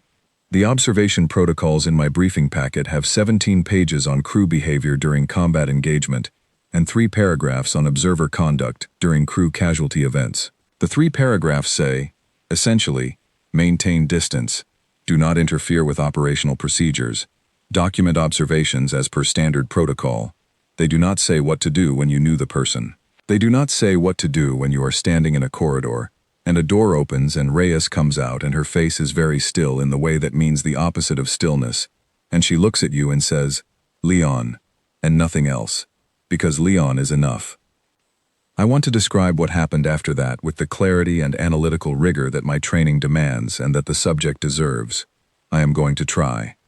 The engagement that produced the coolant line failure was not of the same scale as the Yurkai engagement 2 days before. 2-vessel convoy escort intercept. Standard Accord patrol response. The Relentless had handled it with the same committed efficiency I had observed before, and it had lasted 6 minutes before both hostile vessels withdrew. The failure was not a result of hostile fire. It was a material stress event in a secondary system that had been flagged for maintenance at the next port call, 4 weeks away, and that had failed 3 weeks early under combat stress. These things happen. The maintenance logs showed every scheduled check. The materials were within tolerance at the last inspection. No one missed anything. No one failed at anything. The universe simply did what it does when you put metal and pressure and heat together for long enough. It failed at the weakest available point, and Leon Oduya was at that point at that moment, and that was the entirety of the sequence. I did not go to the bridge for this engagement. I was in the corridor near the engineering section when the alert sounded, and Clark, who appeared from his secondary escort post 14 seconds after the tone, told me to stay where I was and take the nearest secure position, and I did, and from that position I heard and felt the engagement through the hull and the sound systems, in a way that was different from being on the bridge, because I was closer to the parts of the ship that were absorbing the stress. 12 minutes after the engagement ended, I heard, not through Carl's speakers but through the material of the corridor itself, a sound that I had not heard before. A change in the ambient frequency of the engineering section. A sound that was wrong in the specific way that sounds on a ship are wrong when something has changed that was not supposed to change. 40 seconds after that, the ship alert shifted from combat to emergency medical, and Clark appeared from the access corridor with a changed face. I will not write about the medical response in detail. That is not what this part of the record is for. What I will write about is what happened after, what the crew did, what they were. Torres came off the bridge at 10:15, an hour and 40 minutes after the failure, and she went to the medical center, and she stayed there for 12 minutes. And when she came out of the medical center, her face was what Marsh had described to me as controlled, which among humans means that something very large is being held within a container, just barely adequate to hold it, and the container is made of will, rather than absence of feeling. She walked back toward the bridge and she stopped when she reached the corridor where I was standing, and she looked at me with those dark, direct eyes, and she said, "He was a good man." 3 words. Simple. Honest. Insufficient to their subject, in the way all simple, true things are insufficient. He was a good man. Not this was a tragic event, and not we are experiencing a loss, and not any of the formal language that official communications use to put distance between the speaker and the weight of the thing being spoken about. He was a good man. He was specific. He was Leon. He was someone she knew, and was responsible for, and could not bring back, and was not going to pretend to be at a distance from. She kept walking. The ship did not stop. I want to record that clearly because it matters. The ship did not stop. The operational protocols did not pause. The duties that needed to be carried out were carried out. The watch rotations continued. The equipment was maintained. The Relentless continued to be the Relentless, a warship on patrol with a mission, and a crew, and a heading. This was not callousness. I need to be very clear about that because the fact of it sounds like callousness if you describe it quickly and without context. The ship continuing was not indifference to what had been lost. It was something else entirely, something that I watched happen over the following hours, and that I do not have adequate language for, but I am going to try. The crew continued to do their jobs, and while they did their jobs, they also carried something. All of them. You could see it in the quality of the silences between tasks, in the extra seconds some of them held at their stations before moving to the next thing, in the way they looked at each other when they passed in the corridors. Not the standard acknowledgement nod, but something that stayed longer, that said, "I see that you are carrying this too, and I see you seeing that I am carrying it, and we are both here, and we are both still going." They did their jobs and they carried the weight simultaneously, and they did not put the weight down or move away from it. They stayed next to it. They kept it with them, and they kept working, and these two things were not in contradiction. They were the same thing expressed in two directions at once. I watched this for hours. I watched it from the corridor, and from the observation lounge, and eventually from the mess hall, where I sat and ate dinner alone, and watched the crew come in and out, fewer than usual, smaller groups, quieter conversations, and understood that this too was a form of community. The gathering was smaller, the voices were lower, but they gathered. They did not scatter to their individual quarters and process in isolation. They came to the shared space and ate, and if they talked, and if they were quiet near each other rather than alone, and the being near each other mattered in a way that was specific to them, to what they were, to the particular social architecture of a species that had built itself around the concept of not being alone when it was hard. At 1930, Carl announced over the ship's speaker system that there would be a crew gathering in the main recreation room at 2000. He said it was informal and optional, and for anyone who wanted to attend. He said, in exactly those words, that it was a time to be together. I went. I did not know if it was appropriate for me to go. I went anyway. The recreation room was full. Nearly all 200 and remaining crew were there, in off-duty clothes, sitting and standing in the comfortable disorganized way of a large group that does not need arrangement, because it has already arranged itself through familiarity and proximity. Torres was there, standing near the far wall with a cup in her hand, not commanding the room, not at the front of it, just present within it. Marsh was there, Clark was there, and he looked younger than he had all week, or perhaps younger is the wrong word, perhaps more exposed, the particular look of someone who has not yet had enough time to build the containment that comes with years of practice. Reyes was there, sitting on the floor near the speaker unit with her knees pulled up and her face quiet, and she looked at me when I came in and moved slightly to make space near her, and I crossed the room and sat down beside her. What happened over the next 2 hours is something that I have thought about a great deal in the days since, trying to find language for it, and I am not sure I have succeeded, but I will say what I observed. They told stories about Oduya, one after another, without structure or order. Whoever wanted to speak spoke. Some of the stories were from the early years of his service on the Relentless. Some were recent. Some were very small things, the kind of small thing that you only notice and remember because it happened to you specifically, and was not recorded anywhere, and would have been completely lost if the person it happened to did not say it aloud in a room where other people were listening. A crew member named Patrick Cole described the time Oduya had spent 40 minutes helping him recalibrate a secondary sensor array that was not Oduya's responsibility, and had not asked for anything in return, except that Cole get it right. Petra Lane, the young crew member from the exercise competition, described the way Oduya had sent her a message on her first week aboard that said simply, "You're going to be fine here, the ship grows on you." Briggs spoke for longer than the others, and while he spoke his voice held steady for most of it, and stopped holding steady at the end, and the room held very still while that happened. And when he stopped talking, someone put a hand briefly on his shoulder, and someone else said his name quietly, just his name, and then the next person spoke. Some of the stories were funny. More of them were funny than I expected. The crew laughed at some of them, actual laughter, not polite acknowledgement, but genuine amusement, and the laughter coexisted with everything else in the room, with the sadness and the weight, and the particular exhaustion of people who have been carrying something hard all day, and these things did not cancel each other out. They existed simultaneously, in the same space, in the same people, sometimes in the same moment. A person would be crying and laughing at the same time, which is, I should note for any reader who has not witnessed it, more affecting in person than in description, and not because it is wrong, but because it is completely and entirely right, and absolutely nothing in my biological or cognitive training prepared me to process it. Torres spoke last. She held her cup and she stood where she had been standing all evening, and she said that she had commanded a lot of people in her career, and that she was not going to try to find the right words, because there were no right words, and she had known Leon Oduya for 6 years, and that was true, and it was still true, and it would still be true. Then she said, "He made this ship better. He made all of us better. The best thing we can do with that is know it and act like it." She looked at the room, at the faces, at all of them.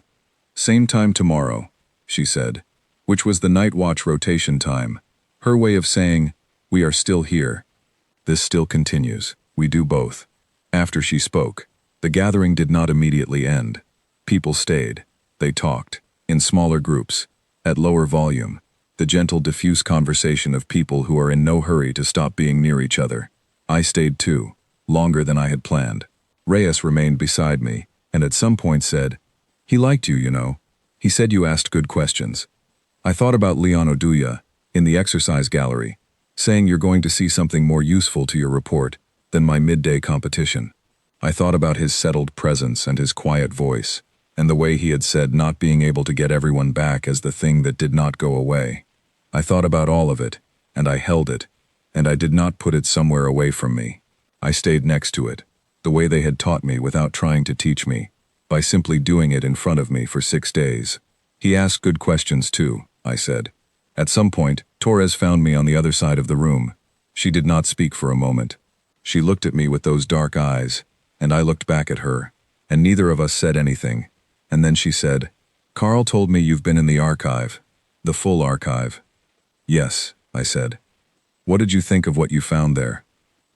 I thought about the Black Compact, about the silence of Karath 4, about the Reconstruction decades, and the children taught the worst stories of their own history, specifically so they would know what they were. "I thought it was the most honest thing I have ever read," I said, "and I did not fully understand why it was available until I understood more about why you make it available." Torres looked into her cup. "We make it available because it's true," she said, "and because truth doesn't become less true if you don't look at it. It just becomes more dangerous." "The good parts too?" I said. She looked at me. A pause. "What good parts?" "Today," I said, "in the outer fringe, 34 people who needed a ship that didn't have to come." I paused. "That's in the archive too. The pattern of decisions like that one. Over decades, over hundreds of ships and thousands of crew members, the pattern exists." Torres was quiet for a moment, that was longer than her usual pauses. "We don't advertise that part," she said. "It sounds like we're looking for credit." "You're not looking for credit," I said. "You're just doing what you do." Another pause. Then, very quietly, "Yes," she said, "we are." I understood then what I had been trying to find language for since the medical center, since the corridor, since the boarding tubes and the elder Vethry's hand on my face crest.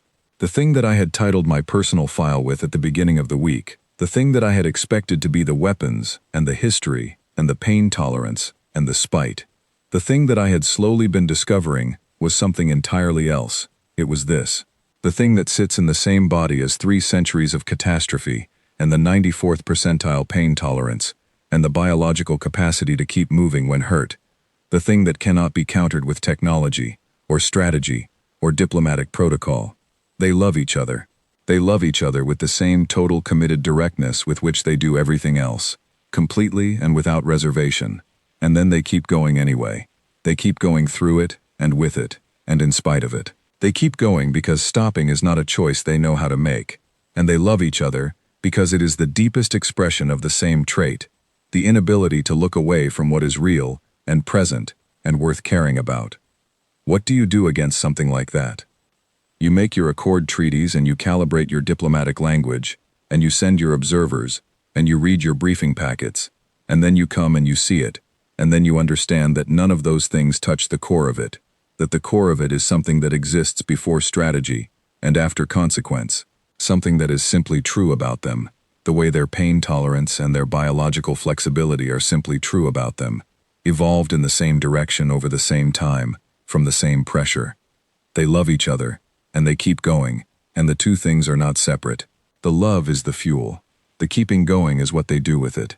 I stood in the recreation room of the INS Relentless at 22:30 hours on day 6 of my posting, and I understood the true nature of the thing the galaxy was living next to, and I thought, the Council is going to read my report, and they are going to note the capability data, and the engagement record, and the crew efficiency metrics, and they are going to write a summary document that describes the humans as a highly capable military and diplomatic partner whose expansion trajectory requires close monitoring. They will be right about all of that, and they will not have understood any of it. I wrote the official report in the morning. I had been at it since 0400, sitting at my desk in the cool quiet of my quarters, with the stars moving outside the viewport, and Carl's occasional soft presence through the speaker, checking in without intruding, the way he did, the way they all did, the small and constant practice of noticing without imposing. The official report was thorough and accurate and ran to 48 pages, one more than the briefing packet that had prepared me for this week, though the one extra page was entirely different in character from all the pages that preceded it.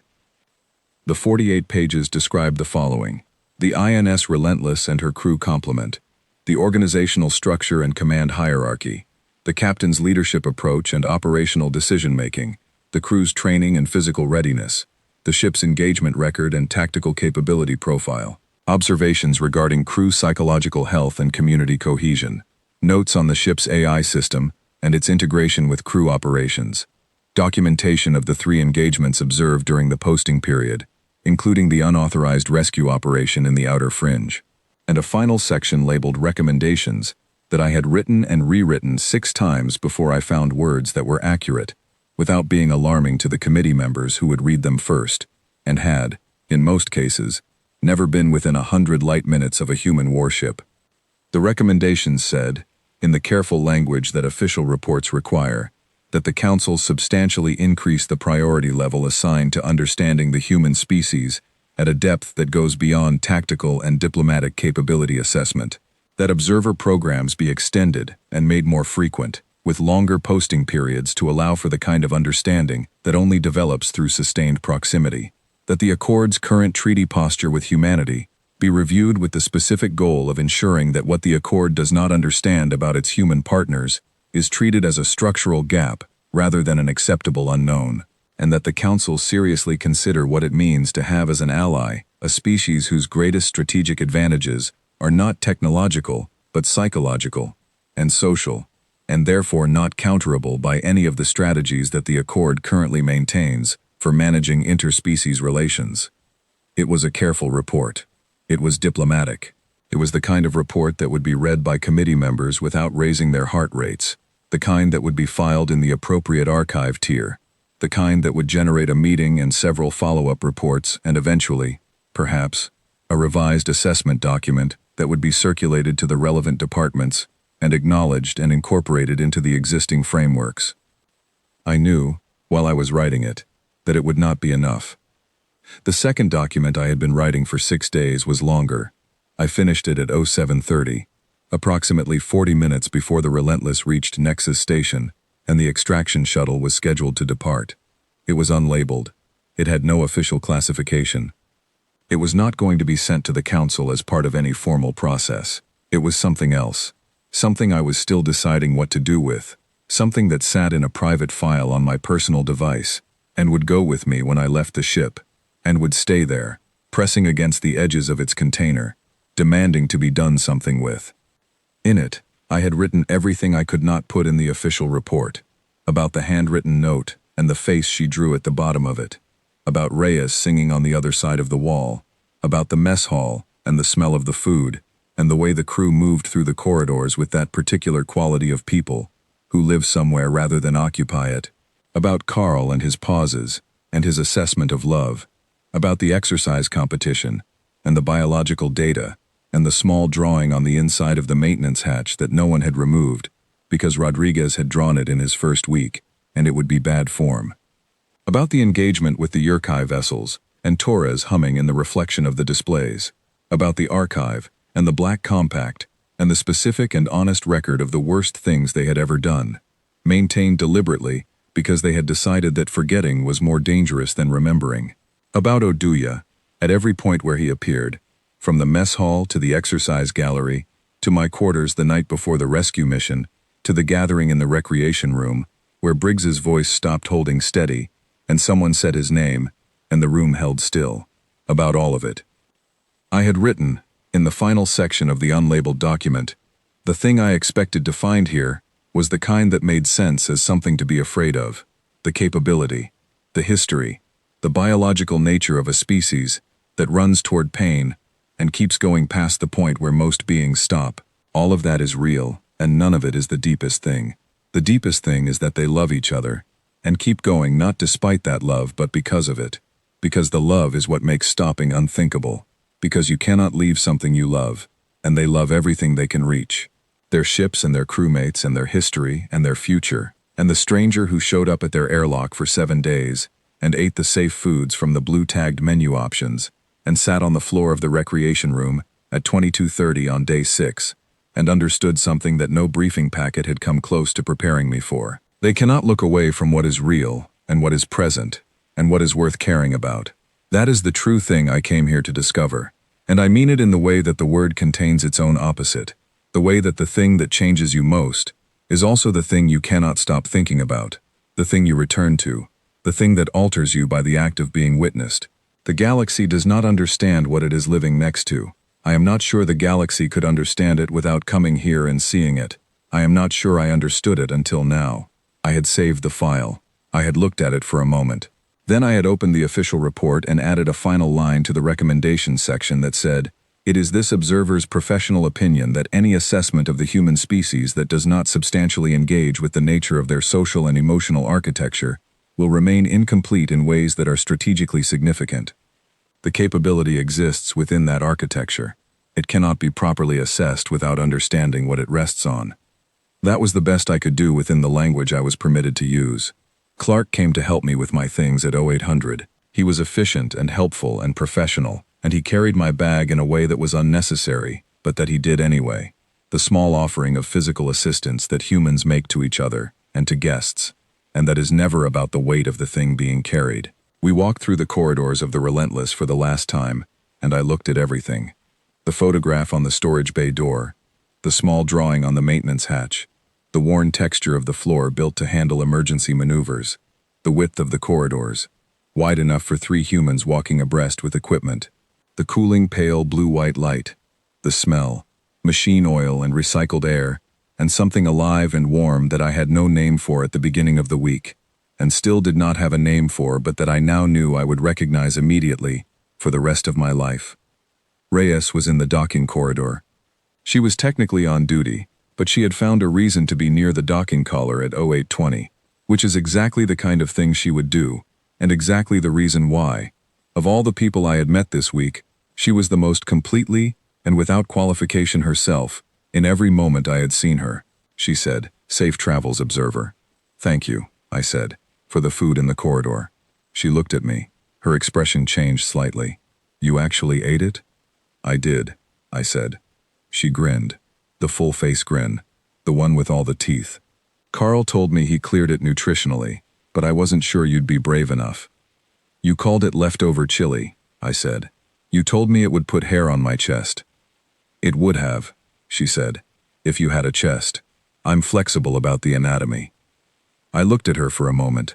At this human standing in the docking corridor of a warship, completely and without reservation herself, 3 days after sitting on the floor of the recreation room and being quiet next to someone else's grief, 6 years into a posting that she had chosen and continued to choose, offering food through a corridor and grinning with all her teeth, and telling me that the biology was flexible as long as the spirit was willing.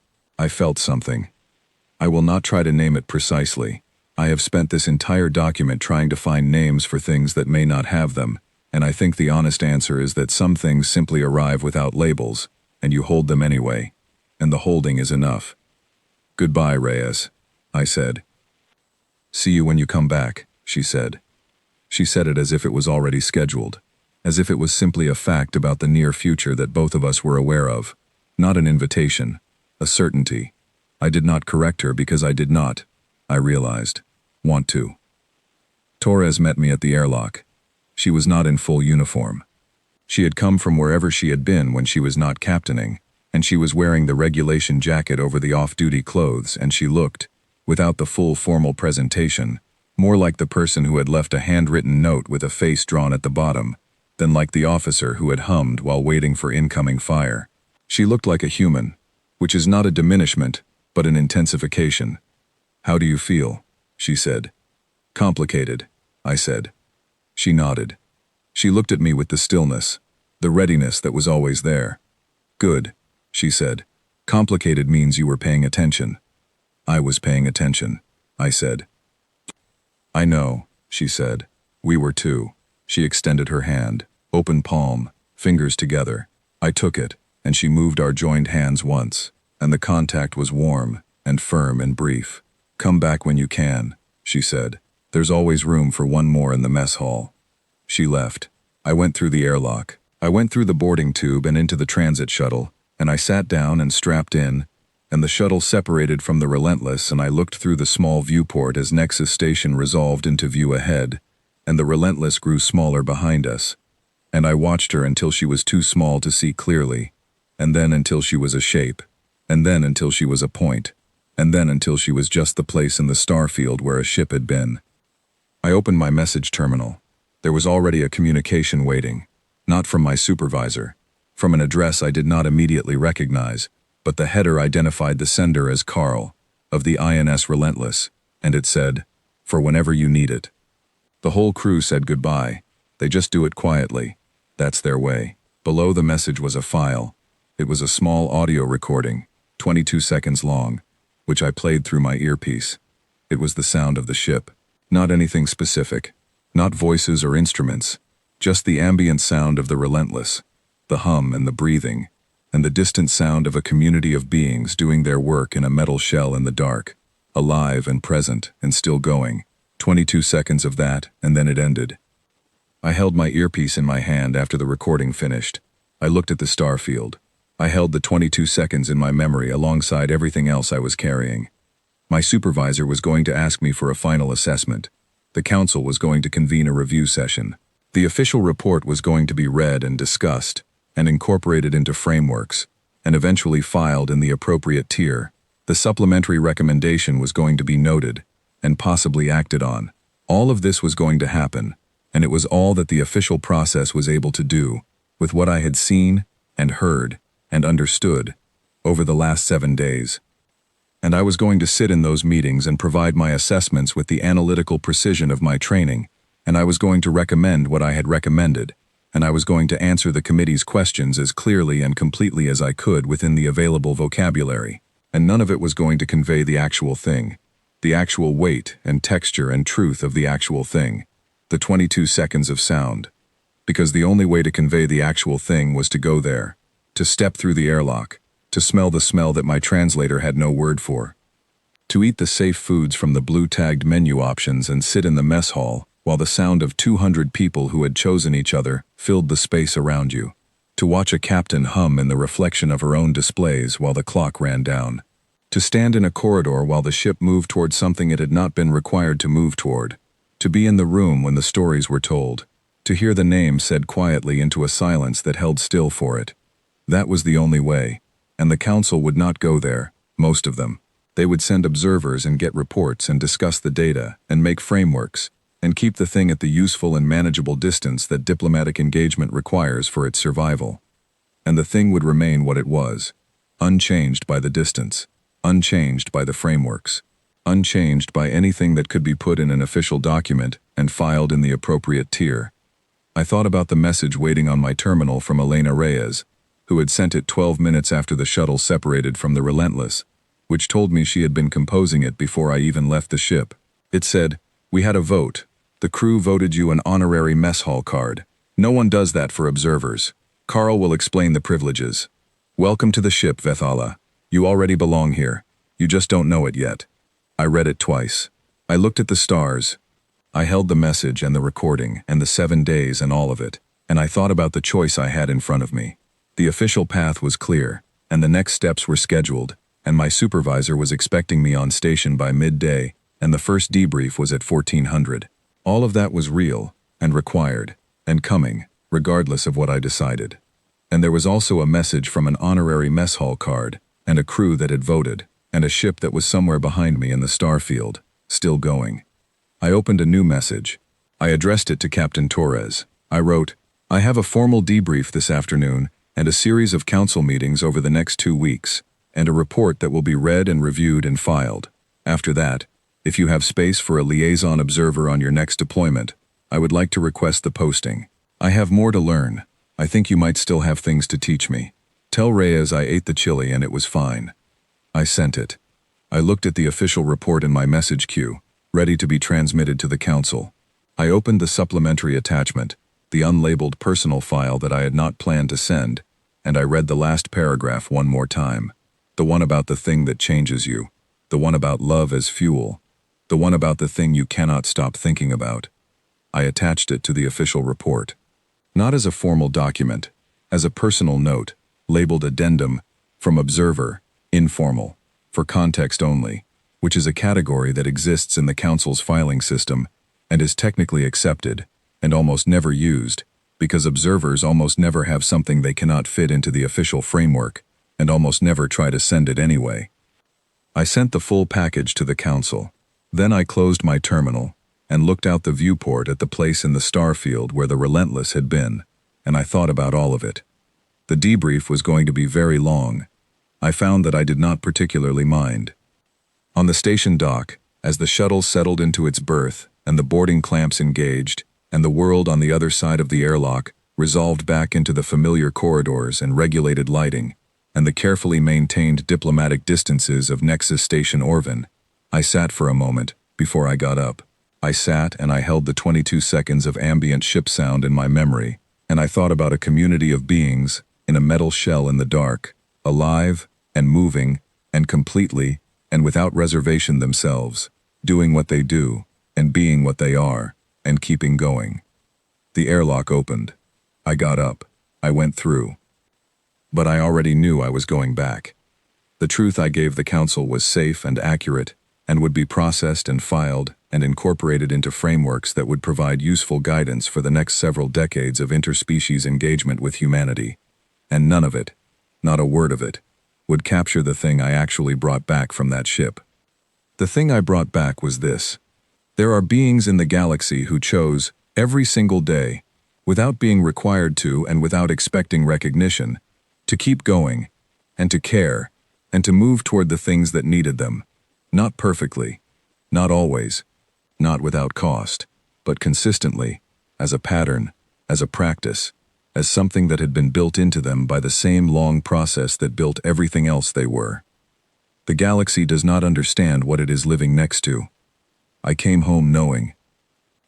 And the first thing I did when I got off the shuttle, before the debrief, and before the committee, and before the very long series of meetings that were waiting for me, in the carefully climate-controlled corridors of a diplomatic station that smelled of nothing particular and made no sound that I could not immediately categorize, was stand for a moment in the docking bay and listen for a hum that was not there. The Relentless was 2 sectors away and moving. Carl was probably talking to Torres. Reyes was probably singing. Clark was probably walking somewhere at full speed. Marsh was probably watching the room. Briggs was probably making someone laugh. Petra Lane was probably about to do something that made 3 people shout. The crew of the INS Relentless was out there in the dark, being exactly and completely what they were, and I stood in the clean silence of Nexus Station and felt the absence of them, the way you feel the absence of a sound you have gotten used to, not as nothing, but as a shape. Then I went to my debrief. I told them what I could. I held the rest, and I waited for the posting to come through.